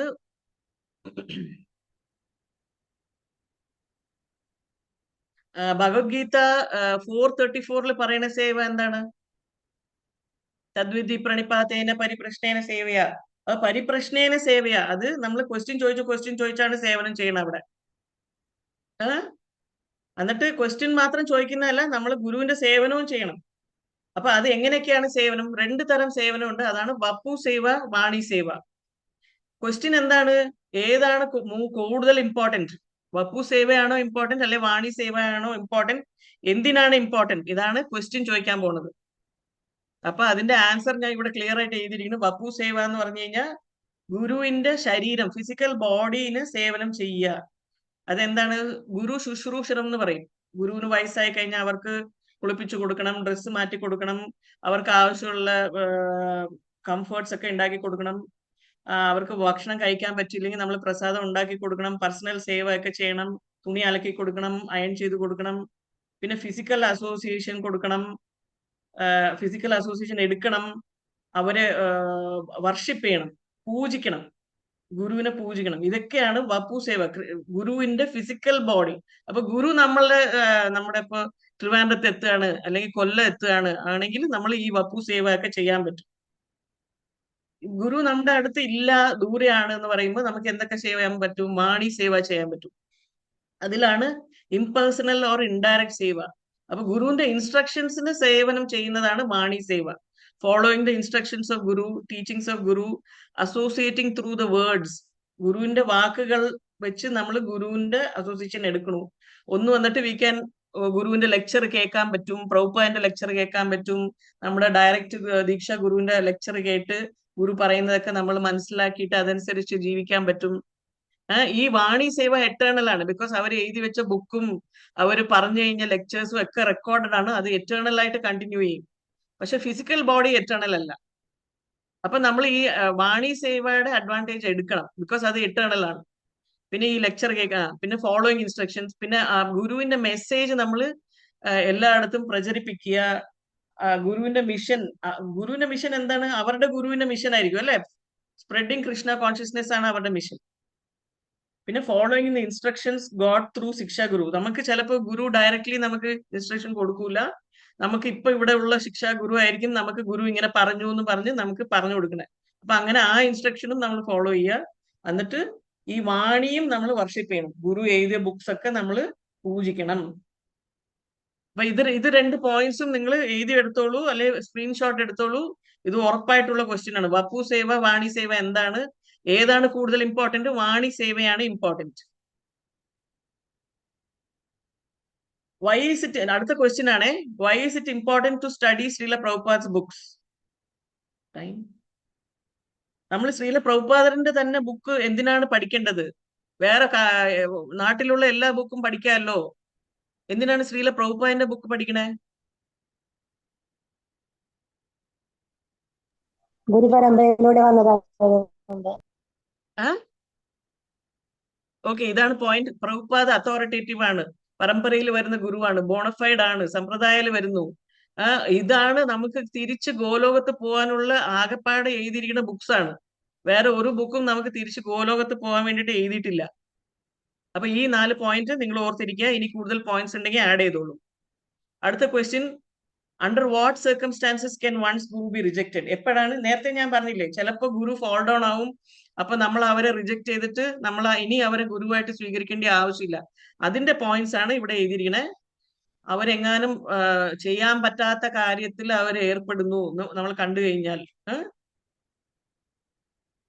പിന്നെ ഹീസ് ഭയങ്കര സെൻസ് ഗ്രാറ്റിഫിക്കേഷനിൽ അവർ ഏർപ്പെടുന്നു, ടോട്ടലി ലോസ്റ്റ് ആണ്, സെൻസ് ഗ്രാറ്റിഫിക്കേഷന്റെ അങ്ങേയറ്റം മൂത്ത് സ്റ്റേറ്റിൽ എത്തിയിരിക്കുന്നത്, കൃഷ്ണാബോധം ഫുൾ കംപ്ലീറ്റ് നഷ്ടപ്പെട്ടിരിക്കുന്നത്. ആ സ്റ്റേറ്റ് ആകുമ്പോൾ നമ്മൾ അവരെ ത്യജിക്കാം. പിന്നെ അവർക്ക് ഡ്യൂട്ടി എന്താണ്? അവര് കൃഷ്ണാവബോധത്തിൽ അവർ ചെയ്യേണ്ട ഡ്യൂട്ടി എന്താണെന്ന് കണ്ടുപിടിക്കാൻ അവർക്ക് മനസ്സിലാക്കാൻ പറ്റുന്നില്ല. എന്തോ മാനസികമായിട്ട് പ്രശ്നമുണ്ട്. അങ്ങനെയാണെങ്കിൽ അവരെ ത്യജിക്കാം. പിന്നെ ഒരു ഡീഗ്രേഡഡ് പാത്താണ് ഫോളോ ചെയ്യുന്നത്. നമുക്ക് നരകത്തിലോട്ട് പോകുന്ന പാത്താണ് പോകുന്നത്. അവർ ഗോലോകത്ത് പോകുന്ന ഒരു ലക്ഷണവും കാണുന്നില്ല. അപ്പൊ നമ്മൾ അവരെ ത്യജിക്കാം. Follow a path other than devotional service to lord. അപ്പൊ ഭക്തിയുത സേവനം അല്ലാതെ വേറെ ഏതോ ഒരു വഴിയാണ് അവർ എടുത്തിരിക്കണേ. ഓപ്പോസിറ്റ് ആയിട്ടുള്ള വഴിയാണ് എടുത്തിരിക്കണത്. ഉറപ്പായിട്ടും നമ്മൾ അവരെ ത്യജിക്കാം. Path is not prescribed in scripture. ശാസ്ത്രീയമായിട്ട് ഗോലോകത്ത് വൃന്ദാവനത്തിൽ പോകാനുള്ള ഭക്തിയുത സേവനത്തിൽ ഏർപ്പെടാൻ പറ്റിയ ശാസ്ത്രീയമായിട്ട് ഒന്നുമല്ല ചെയ്യണത്, അതിന്റെ ഓപ്പോസിറ്റ് ആണ് ചെയ്യുന്നത്. അപ്പൊ ഗുരുവിനെ ത്യജിക്കാം. Goes against the Vedas or scriptures. വേദത്തിൽ പറഞ്ഞതും ശാസ്ത്രത്തിൽ പറഞ്ഞതിനും എഗെയിൻസ്റ്റ് ആണ് അവർ പോണേ. അപ്പൊ ഈ 5-6 പോയിന്റ്സ് നോക്കിയിട്ട് ഇതിൽ എന്തിലെങ്കിലും പെടുന്നതാണെങ്കിൽ അവരെ അങ്ങനെ കണ്ടുപിടിച്ചു, അല്ലെങ്കിൽ അവരങ്ങനെ എസ്റ്റാബ്ലിഷ് ആയിട്ട് അങ്ങനത്തെ ആളാണെന്ന് കണ്ടുപിടിച്ചു കഴിഞ്ഞാൽ നമുക്ക് ഉറപ്പായിട്ട് ആ ഗുരുവിനെ നമ്മൾ ത്യജിച്ചിട്ട് വേറെ ഗുരുവിനെ സ്വീകരിക്കാം. ഓക്കെ, അടുത്ത ക്വസ്റ്റ്യൻ. ഇതിലുള്ള എക്സാമ്പിൾസ് ആണ്, ഇപ്പൊ പറഞ്ഞ ക്വസ്റ്റ്യനിന്റെ എക്സാമ്പിൾ ആണ്. ഒന്ന് വന്നിട്ട് ശുക്രാചാര്യ ബലി മഹാരാജ് റിജക്ട് ചെയ്തു അല്ലെ? ശുക്രാചാര്യ ബലി മഹാരാജിന്റെ അടുത്ത് പറഞ്ഞ്, ഇത് വരുന്ന വാമന മൂർത്തി സാധാരണ ഒരു കുഞ്ഞും പയ്യനൊന്നും അല്ല, അത് സാക്ഷാത് വിഷ്ണുവാണ്, നിന്നെ പറ്റിക്കാൻ വേണ്ടിയിട്ടാണ് വന്നേ, അതുകൊണ്ട് നീ അവർക്ക് നിന്റെ ദാനം ഒന്നും ചെയ്യല്ലേ, എന്തോ പറ്റിപ്പുണ്ട് എന്ന് പറഞ്ഞ് ശുക്രാചാര്യ അല്ലേ. ഉടനെ ബലി മഹാരാജ് എന്ത് ചെയ്തു? ഇവര് സാക്ഷാത് വിഷ്ണു ആണെങ്കിൽ അവർക്കല്ലേ ഞാൻ എല്ലാം കൊടുക്കേണ്ടത്, ഞാൻ ഗുരുവിനെ ത്യജിക്കണമെന്ന് പറഞ്ഞ് ശുക്രാചാര്യനെ ത്യജിക്കണം. അങ്ങനെയാണ് നമ്മൾ തെറ്റായ ഇൻസ്ട്രക്ഷൻ ഗുരു നമുക്ക് തരാനാണെങ്കിൽ നമ്മൾ ആ ഗുരുവിനെ നമ്മൾ ത്യജിക്കണം. അടുത്തത് എന്താണ്?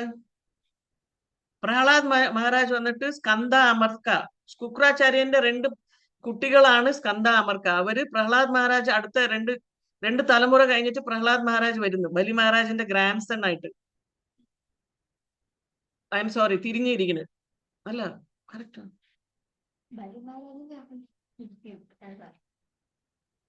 എന്തായാലും അതേ ടൈമിലാണെന്ന് തോന്നുന്നു. അപ്പൊ പ്രഹ്ലാദ് മഹാരാജ് ശന്താൻ അമർക്കേനെ ത്യജിച്ചു. അതും അങ്ങനെയാണ് ഗുരുവിനെ റിജക്ട് ചെയ്യുന്നത്. ബിക്കോസ് സ്കന്ദ അമർക്ക ഹിരണ്യകശിപുവേ നമഃ എന്നൊക്കെ പറയാനല്ലേ പറഞ്ഞേ. അടുത്തത് അർജുനൻ വന്നിട്ട് അർജുനന്റെ ഗുരുക്കളായിട്ട് ഉണ്ടായിരുന്ന ദ്രോണ, ഭീഷ്മ അവരൊക്കെ റിജക്ട് ചെയ്തു. കാരണം അവര് കൃഷ്ണൻ പറയുന്നതിന്റെ ഓപ്പോസിറ്റ് ആയിട്ട് ചെയ്യണ. അർജുനൻ വില്ലെടുത്ത് ഫൈറ്റ് ചെയ്യാൻ തുടങ്ങിയപ്പോ എഗെയിൻസ്റ്റ് ദ്രോണ ആൻഡ് ഭീഷ്മ ആണ് ഫൈറ്റ് ചെയ്യുന്നത്. അപ്പൊ ഗുരുവിനെ റിജക്ട് ചെയ്ത കാരണമാണ് അവരെ തന്നെ കൊല്ലാൻ പോകുന്നത്. ഇതേപോലെ വേറൊരു എക്സാമ്പിൾ പറയാൻ പറ്റുമോ ആരെങ്കിലും?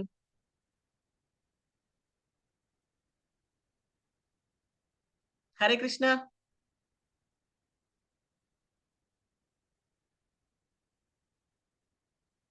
ഹരേ കൃഷ്ണ, കേൾക്കുന്നുണ്ടോ? കേൾക്കാം മാതാജി. അപ്പൊ ഇനിയൊരു എക്സാമ്പിൾ പറയാൻ പറ്റുമോ? പെട്ടെന്ന് പറയണം, സമയം തീരാറായി. കേൾക്കാം. ഒരു എക്സാമ്പിൾ ആണ് നിങ്ങൾ. കർണനാണോ മാതാജി? കർണനാണോ മാതാജി? കർണൻ ആരെ ത്യജിച്ചു? കർണൻ നല്ല വാക്കൊക്കെ കൃഷ്ണൻ ചെന്ന് പറഞ്ഞിട്ടും അയാള് കൃഷ്ണനെയാണ് ത്യജിച്ചത്. അപ്പൊ അയാൾ തെറ്റായ രീതിയിലാണ് പോണത്. അയാൾ റിജക്ട് ചെയ്യേണ്ടത് ദുര്യോധനനെ റിജക്ട് ചെയ്യേണ്ടതായിരുന്നു. ശകുനി പറയുന്നതൊക്കെ റിജക്ട് ചെയ്തിട്ട് കൃഷ്ണൻ പറയുന്നത് സ്വീകരിക്കണമായിരുന്നു. അങ്ങനെയാണെങ്കിൽ കർണൻ ജയിച്ചേനെ അല്ലേ? ആ തെറ്റാണ് കർണൻ ചെയ്തത്. പക്ഷെ ദാറ്റ്സ് നോട്ട് ദ പോയിന്റ്. ഞാൻ ഇപ്പൊ പറയാൻ വരുന്ന പോയിന്റ് വന്നിട്ട്, നിങ്ങൾ എല്ലാരും തന്നെ കുറെ ഗുരുക്കന്മാരെ ത്യജിക്കുന്നു ഇപ്പൊ മുതൽ. കാരണം എന്താ? ഇസ്കോണിൽ നിന്ന് നിങ്ങൾ ഒരു ഗുരുവിനെ സ്വീകരിക്കാൻ പോകുന്നു. അതാണ് ഇസ്കോൺ ഡിസൈപ്പിൾ. കാരണം എന്താണ്?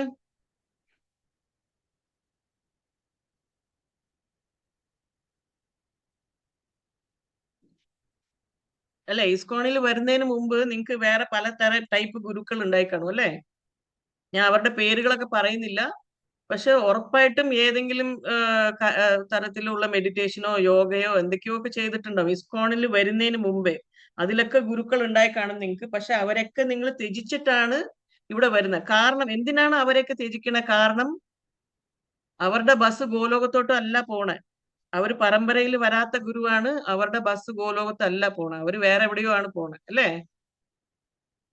കറക്റ്റ് അല്ലേ? അതെ മാതാജി. ഓക്കെ, മനസ്സിലായല്ലോ.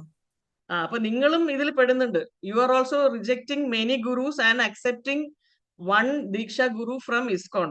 അപ്പൊ അങ്ങനെ ചെയ്താലേ നടക്കുള്ളൂ. അല്ലെങ്കിൽ ഇവിടുന്ന് ദീക്ഷ എടുത്തിട്ട് പിന്നെയും മറ്റേ വേറെ ഏതോ പഴയ ഗുരുവിന്റെ പേഴ്സണാലിറ്റി ഡെവലപ്മെന്റ് പോയി അവിടെ ചെന്ന് അവരുടെ ഉപദേശമൊക്കെ കേട്ടോണ്ടിരുന്നു കഴിഞ്ഞാൽ നമ്മൾ ഗോലോകത്ത് എത്തൂല, വേറെ എവിടെയെങ്കിലും എത്തും. ഓക്കെ, നെക്സ്റ്റ് ക്വസ്റ്റ്യൻ ആണ്, what are the qualifications of guru? ഈ ക്വസ്റ്റ്യൻ ആൻസർ ചെയ്യാൻ വേണ്ടിയിട്ട് ഈ 2 ശ്ലോകം നിങ്ങൾ എന്തായാലും പഠിച്ചിരിക്കണം. ഒരെണ്ണം ഉപദേശാമൃത ഫസ്റ്റ് ശ്ലോക വാചോ വേഗം എല്ലാവർക്കും അറിയാം അല്ലെ? വാചോ വേഗം മനസാ ക്രോധാവേഗം ജിഹ്വാവേഗം ഉദരോപസ്ഥവേഗം ഏതാൻ വേഗാന്യോ വിഷഹേത ധീര സർവമപീമാം പൃഥ്വീംസ ശിഷ്യ. അതെന്തായാലും അറിയാം, അതിന്റെ മീനിങ് അറിയാം. അതിലുള്ള മീനിങ് വെച്ചാണ് ഗുരു ആവുന്നത് അല്ലേ? നമ്മുടെ വാക്ക് നിയന്ത്രിക്കാൻ പഠിച്ചു, മനസ്സ് നിയന്ത്രിക്കാൻ പഠിച്ചു, നമ്മുടെ ക്രോധം നിയന്ത്രിക്കാൻ പഠിച്ചു, നമ്മുടെ വിശപ്പ് നിയന്ത്രിക്കാൻ പഠിച്ചു, നമ്മുടെ ഉദരം വേഗം അത് നിയന്ത്രിക്കാൻ പഠിച്ചു. ഇതൊക്കെ നമുക്ക് നിയന്ത്രിക്കാൻ പറ്റുമെങ്കിൽ ഓട്ടോമാറ്റിക്കലി നമുക്ക് ലോകം മൊത്തം ഇഷ്ടം പോലെ ശിഷ്യന്മാർ ഉണ്ടാക്കാൻ പറ്റും എന്നാണ് ആ ശ്ലോകം പറയുന്നത്. അപ്പൊ that is one qualification of guru. ഇനി ഒരെണ്ണമാണ്, ഈ ഭാഗം നിങ്ങൾ ഓർത്തിരിക്കണം. ഈ ശ്ലോകം എങ്ങനെയെങ്കിലൊക്കെ പഠിച്ചിട്ട് പരീക്ഷ എഴുതുമ്പോ ഈ ശ്ലോകം എഴുതണം. തദ്വിജ്ഞാനാർത്ഥം ഗുരും ഏവാഭിഗച്ഛേത് സമീത് പാനി ശ്രോത്രിയം ബ്രഹ്മനിഷ്ഠം. എവിടുന്നാ വന്നിരിക്കണെന്ന് പറഞ്ഞാൽ മുണ്ടക ഉപനിഷത്ത് 1-12. ഇതിൽ ഈ 2 വാക്കാണ് ഇമ്പോർട്ടന്റ്. ശ്രോത്രിയം ബ്രഹ്മനിഷ്ഠം എന്ന് പറഞ്ഞാൽ ഗുരു വന്നിട്ട് അവരുടെ മുമ്പത്തെ ഒരു പരമ്പരയിൽ വരുന്ന ഒരു ഗുരുവിൽ നിന്ന് കേട്ടിട്ടുണ്ട്. അതാണ് ശ്രോത്രിയം. പിന്നെ എന്താണ് ബ്രഹ്മനിഷ്ഠം എന്ന് പറഞ്ഞാൽ he is established in following the instructions of his Guru or following Krishna consciousness. അതില് ദൃഢനിഷ്ഠ ഉണ്ട്. ഒരു കംപ്ലീറ്റ്ലി ഡിപ്പെൻഡിങ്. ബ്രഹ്മനിഷ്ഠം എന്ന് പറഞ്ഞാൽ കംപ്ലീറ്റ്ലി ഫോളോയിങ് ദറ്റ്. അതിലൊരു വേവറിങ് ഇല്ല. പെർഫെക്റ്റ്ലി സ്ട്രോങ് ആയിട്ട് ഫെയ്ത്ത് ഉള്ള ഒരു മനുഷ്യനാണ് ബ്രഹ്മനിഷ്ഠം. അപ്പൊ ശ്രോത്രിയം ബ്രഹ്മനിഷ്ഠം, ഈ 2 വാക്ക് കിട്ടിയാൽ തന്നെ നിങ്ങൾക്ക് ഈ ആൻസർ ചെയ്യാൻ പറ്റും. അപ്പൊ ഗുരുവിൽ നിന്ന് കേട്ടിട്ടുണ്ട്, he is established in service. ഇതല്ലാതെ ഇനിയൊരു പോയിന്റ് എന്താണ്? മെയിൻ പോയിന്റ് എന്താണ്? ഗുരു വന്നിട്ട് അവരുടെ ഗുരു പറഞ്ഞു കൊടുത്ത കാര്യങ്ങളൊക്കെ അവര് പഠിച്ച് മനസ്സിലാക്കി ചവച്ചരച്ച് അവർക്ക് തന്നെ മനസ്സിലാക്കിയിട്ട് ഒരു കണ്ടൻസ്ഡ് മെസ്സേജ് അവരുടെ മനസ്സിൽ വന്നിട്ട് ആ മനസ്സിലാക്കിയ മെസ്സേജ് ആണ് നമുക്ക് തിരിച്ചു കൊടുക്കണേ, പുതിയ തലമുറ ശിഷ്യന്മാർക്ക് കൊടുക്കണേ. അങ്ങനെ അവര് തന്നെ മനസ്സിലാക്കിയ ഒരു കാര്യം മാത്രമേ അവർക്ക് ഇനിയൊരു അടുത്ത തലമുറയ്ക്ക് കൊടുക്കാൻ പറ്റുള്ളൂ. അവർക്ക് തന്നെ ഒന്നും മനസ്സിലാക്കിയിട്ടില്ലെങ്കിൽ എന്ത് കൊടുക്കാൻ പറ്റും? ഒന്നും കൊടുക്കാൻ പറ്റൂല. അപ്പൊ ഗുരു ആവാൻ പറ്റൂല. അപ്പൊ ഈ കഴിവ് വേണം അവർക്ക്. ശാസ്ത്രവും ഗുരുവിന്റെ ഉപദേശവും ഒക്കെ മനസ്സിലാക്കി ചവച്ചരച്ച് അത് ഡൈജസ്റ്റ് ചെയ്ത് പിന്നെയും അത് മനസ്സിലാക്കിയ രീതിയിൽ, മനസ്സിലാക്കുന്ന രീതിയിൽ അടുത്ത തലമുറ ശിഷ്യന്മാർക്ക് പറഞ്ഞു കൊടുക്കാൻ പറ്റണം. അതാണ് ഗുരുവിന്റെ മെയിൻ ക്വാളിഫിക്കേഷൻ. അങ്ങനെയല്ല അടുത്ത തലമുറ ഡിസൈപ്പിൾ ആവാൻ പറ്റുള്ളൂ അല്ലേ? ഓക്കെ. പിന്നെ qualities of A disciple: free from false prestige, no enemies, does not consider himself the doer, never lazy, active, no sense of proprietorship, loving friendship to spiritual master, desire advancement in spiritual understanding, no envy, avoid useless conversation. അപ്പൊ ഇതൊക്കെയാണ് qualities of A disciple. Okay. പിന്നെ 4 regulatory principles നേരത്തെ പറഞ്ഞത് ഇതാണ്. ദയ കിട്ടാൻ വേണ്ടിയിട്ട് ദയ നമ്മുടെ ഹൃദയത്തിൽ ഉണ്ടാവാൻ വേണ്ടിയിട്ട് നോ മീറ്റ് ഈറ്റിംഗ് ചെയ്യുന്നു. തപസ്യ ഉണ്ടാവാൻ വേണ്ടിയിട്ട് നോ ഇൻടോക്സിക്കേഷൻ. ശൗചം പവിത്രത ഉണ്ടാവാൻ വേണ്ടിയിട്ട് നോ ഇലിസിറ്റ് സെക്സ്. സത്യം ഉണ്ടാവാൻ വേണ്ടിയിട്ട് നോ ഗാംബ്ലിംഗ്. ഇതാണ് 4 റെഗുലേറ്ററി പ്രിൻസിപ്പിൾസ്. പിടികിട്ടിയെങ്കിൽ അടുത്ത സ്ലൈഡ്. നമ്മൾ എങ്ങനെയാണ് നമ്മുടെ ഗുരുവിന് പ്രസന്റ് ചെയ്യുന്നത്? നമ്മൾ ഒരിക്കലും ഗുരുവിനെ പ്രദർശിപ്പിച്ചുകൊണ്ട് പോകാൻ പറ്റില്ല. ടീഷർട്ടിൽ ഗുരുവിന്റെ പടമൊക്കെ ഇട്ടിട്ട് ഇതാണ് എന്റെ ഗുരു എന്നൊക്കെ പറഞ്ഞ് അങ്ങനെ പ്രദർശിപ്പിച്ചുകൊണ്ട് പോകാൻ പാടില്ല. അത് ഒരു ഗോപ ഇതായിരിക്കണം. ഗോപ എന്ന് പറഞ്ഞാൽ ഹിഡൻ, വളരെ ഗോപനീയമായിരിക്കണം. മീൻസ് ആർക്കും എല്ലാവർക്കും ഇങ്ങനെ പറഞ്ഞു കൊടുക്കാൻ പാടില്ല ഇതാണ് എന്റെ ഗുരു എന്നൊക്കെ പറഞ്ഞുകൊണ്ട് പ്രദർശിപ്പിച്ചുകൊണ്ട് നടക്കാൻ പാടില്ല. Guru is a very secret person. പിന്നെ ഇതാണ് എങ്ങനെയാണ് GBCയും സന്യാസി മിനിസ്ട്രിയും ഗുരു സർവീസും കോൺഗ്രിഗേഷൻ ഡിസൈപ്പിൾസും ടെമ്പിൾ റെസിഡൻസും ഇവരൊക്കെ ഏത് പൊസിഷനാണ് ഇരിക്കണമെന്ന് കാണിക്കാൻ വേണ്ടിയിട്ടുള്ള ഒരു ചാർട്ടാണ്. മെയിൻ അതോറിറ്റി ശ്രീല പ്രഭുപാദാണ്. ശ്രീല പ്രഭുപാദ് ഉണ്ടാക്കിയതാണ് GBC ബോഡി. GBC ബോഡിന്റെ കീഴിൽ വരുന്നതാണ് സന്യാസ മിനിസ്ട്രി, റീജിയണൽ ബോഡി. പിന്നെ GBC എന്ന് പറഞ്ഞാൽ മെയിൻ ഇസ്കോണിലുള്ളത്. റീജിയണൽ ബോഡി എന്ന് പറഞ്ഞാൽ south India, north India, west India, east India എന്ന് പറഞ്ഞ റീജിയണൽ ബോഡീസ് കാണും. അവിടെ ഒരു ചെറിയ അതിന്റെ GBCയുടെ ഒരു ചെറിയ ഭാഗം കാണും. പിന്നെ റീജിയണൽ ബോഡിയുടെ കീഴിലാണ് നാമഹട്ട കോർഡിനേറ്റർ. പിന്നെ ഈ സന്യാസി വര്യന്മാരുടെ കീഴിലും നാമഹട്ട കോർഡിനേറ്ററിന്റെ കീഴിലാണ് വരുന്നത് ടെമ്പിൾ പ്രസിഡന്റ്. ടെമ്പിൾ പ്രസിഡന്റിന്റെ കീഴിൽ വരുന്നതാണ് ടെമ്പിൾ റെസിഡൻസും ടെമ്പിൾ ഡിസൈപ്പിൾസും. ഇതിന്റെ ഒക്കെ കീഴിൽ വരുന്നതാണ് കോൺഗ്രിഗേഷൻ ഡിസൈപ്പിൾസ്. നമ്മളൊക്കെ കോൺഗ്രിഗേഷനിൽ വരും അല്ലേ. പിന്നെ ഗുരു സർവീസസ് ഗുരു. ഇതൊക്കെയാണ് നമ്മുടെ ഈ GBCയും ശ്രീല പ്രഭുപാദും എങ്ങനെയൊക്കെയാണ് അവരുടെ അതോറിറ്റി എങ്ങനെയാണ് ഇരിക്കണമെന്ന ഒരു പടമാണ്. പിന്നെ ഇതും കൂടി നിങ്ങൾ പഠിച്ചു കഴിഞ്ഞാൽ 7 പർപ്പസസ് ഓഫ് ഇസ്കോൺ. ഇസ്കോൺ എന്തിനു വേണ്ടിയിട്ടാണ് ഉണ്ടാക്കിയെന്ന് പ്രഭുപാദ് ഉണ്ടാക്കിയ 7 പർപ്പസസ് ഓഫ് ഇസ്കോൺ ആണ്. To propagate spiritual knowledge, educate all people, പിന്നെ പ്രൊപ്പഗേറ്റ് കോൺഷ്യസ്നെസ് ഓഫ് കൃഷ്ണ, പിന്നെ members of the society can come together, എല്ലാവരും ഒരുമിച്ച് കൂടാനുള്ള ഒരു അവസരം ഉണ്ടാക്കി കൊടുക്കുന്നു. എല്ലാവർക്കും സങ്കീർത്തന മൂവ്മെന്റിനെ കുറിച്ച് പഠിപ്പിക്കാൻ പറ്റുന്നു. എന്നിട്ട് എല്ലാവരെയും സങ്കീർത്തനം ചെയ്യാൻ വേണ്ടിയിട്ട് പ്രോത്സാഹിപ്പിക്കാൻ വേണ്ടിയിട്ടൊക്കെയാണ് ഇസ്കോൺ ചെയ്തിരിക്കുന്നത്. അതേപോലെ കുറെ അമ്പലങ്ങൾ ഉണ്ടാക്കാൻ വേണ്ടിയിട്ട്. പിന്നെ purpose of teaching A simpler natural way of life. നമുക്ക് എളുപ്പത്തിൽ ജീവിച്ച് ഗോലോകം പോകാനുള്ള ഒരു വഴിയാണ് പറഞ്ഞു കൊടുക്കണേ. പിന്നെ കുറെ എല്ലാ ബുക്സ് ഒക്കെ പബ്ലിഷ് ചെയ്യാൻ വേണ്ടിയിട്ടുമാണ് ഇസ്കോൺ. അപ്പൊ ഇതൊക്കെയാണ് 7 പർപ്പസസ് ഓഫ് ഇസ്കോൺ. ഇത് നമ്മൾ ഇസ്കോണിൽ മെയിൻ ഡിസൈപ്പിൾസ് ആയിട്ട് നമ്മൾ ജോയിൻ ചെയ്യുന്ന കാരണം ഇസ്കോൺ എന്തിനാണെന്ന് ഒന്ന് അറിഞ്ഞിരിക്കാനാണ്. ഹരേ കൃഷ്ണ. അങ്ങനെ നമ്മൾ കംപ്ലീറ്റ് ചെയ്തിരിക്കുന്നത്. ഇതിൽ വല്ല ഡൗട്ട്സ് ഉണ്ടെങ്കിൽ പറയാം. ഹരേ കൃഷ്ണ. ഹരേ കൃഷ്ണ. ഇതുമായിട്ട് ബന്ധപ്പെട്ട് എന്ത് സംശയം ഉണ്ടെങ്കിൽ ചോദിക്കാം.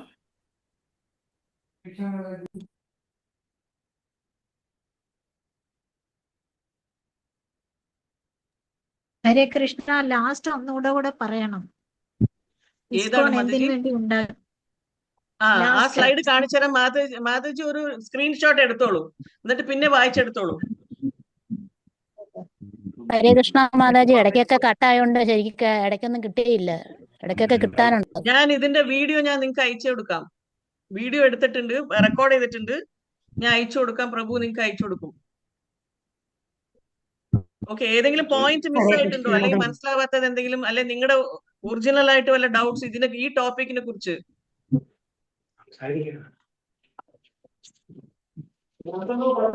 കൃഷ്ണ മാതാജി, സെൽഫ് പ്രൊമോട്ടഡ് ഗുരുജീസിനെയും പ്രഭുജീസിനെയും ധാരാളമായിട്ട് കണ്ടുവരുന്നു ഇന്ത്യയിലും വിദേശ രാജ്യങ്ങളിലും. സെൽഫ് പ്രൊമോട്ടഡ് അവർക്കൊക്കെ പ്രശ്നങ്ങളുണ്ട്. അത് സൊസൈറ്റിക്ക് ഡേഞ്ചറസ് അല്ലേ? അത് സെൽഫ് പ്രൊമോട്ടഡ് പ്രഭുജീസ് ഒരാള് ദീക്ഷ എടുക്കണു, ഒരു ദീക്ഷ മീൻസ് ബ്രാഹ്മൺ ദീക്ഷ വരെ എടുത്തിട്ടുണ്ടെങ്കിൽ ദീക്ഷ കൊടുക്കുന്നത് എന്തിനാണ്? അവരും ഒരു ദിവസം ഗുരു ആവാൻ വേണ്ടിയിട്ടാണ്. അപ്പൊ യു ക്യാൻ പ്രീച്ച് ചെയ്യണ്ടെന്ന് എവിടെയും പറഞ്ഞിട്ടില്ലല്ലോ. You can start preaching. പക്ഷെ ഈ ഫിലോസഫിയുടെ പുറത്തൊന്നും പോകാൻ പാടില്ല. ഈ പ്രഭുപാദ് ഫിലോസഫിയുടെ അകത്ത് പരമ്പര ശിഷ്യന്മാരായിട്ടും അവര് ഡീവിയേറ്റ് ചെയ്ത് പോകുന്നു. ഡീവിയേറ്റ് ചെയ്ത് ഫിലോസഫി ഡീവിയേറ്റ് ചെയ്ത് പോവാണെങ്കിൽ അവര് ഇസ്കോണിന് വലിയൊരു തലവേദനയാണ്. ഈ ഇപ്പൊ പറഞ്ഞിരിക്കുന്ന ഫിലോസഫി പക്ക ഫോളോ ചെയ്യുകയാണെങ്കിൽ ഇസ്കോൺ ആണ്. ഫണ്ടുകൾ മറയ്ക്കുന്നു, ഗ്രൂപ്പുകൾ ഉണ്ടാക്കുന്നു, കുറെ ഗ്രൂപ്പ്സ് ഒക്കെ ഉണ്ടാക്കിയിരുന്നോ? അതൊന്നും തെറ്റൊന്നുമില്ല. പല ഗ്രൂപ്പ്സ് ഉണ്ടാക്കി നമ്മൾ പ്രീച്ച് ചെയ്യാൻ വേണ്ടിയിട്ട് ഓരോ ഗ്രൂപ്പ് ഉണ്ടാക്കി. ഇപ്പൊ നമ്മൾ പഠിപ്പിക്കുന്ന ശിഷ്യന്മാരൊക്കെ ഒരു ഗ്രൂപ്പിൽ കൊണ്ടുവന്നിട്ട് എന്നിട്ടല്ലേ നമുക്ക് പഠിപ്പിക്കാൻ പറ്റുള്ളൂ. അങ്ങനെ ഒരു ഗ്രൂപ്പ് ഒക്കെ ഉണ്ടാക്കി എന്ന് പറഞ്ഞാൽ അതിൽ തെറ്റൊന്നുമില്ല. സെപ്പറേറ്റ് ഗ്രൂപ്പ്, അതോറിറ്റിയിൽ നിന്ന് മാറിപ്പോയി വേറെ സെപ്പറേറ്റ് ഗ്രൂപ്പ്, അത് ചെയ്യുന്നത് തെറ്റാണ്. പക്ഷെ ഗുരുവിന്റെ മേഴ്സി കാരണം അവർക്ക് എല്ലാവർക്കും തിരിച്ചു വരാൻ പറ്റും. അവര് സോറി എന്ന് പറഞ്ഞ് എപ്പോ വേണമെങ്കിലും തിരിച്ചു വരാൻ പറ്റും. ഉദ്ദേശം ഗോലോകം പോകണല്ലേ.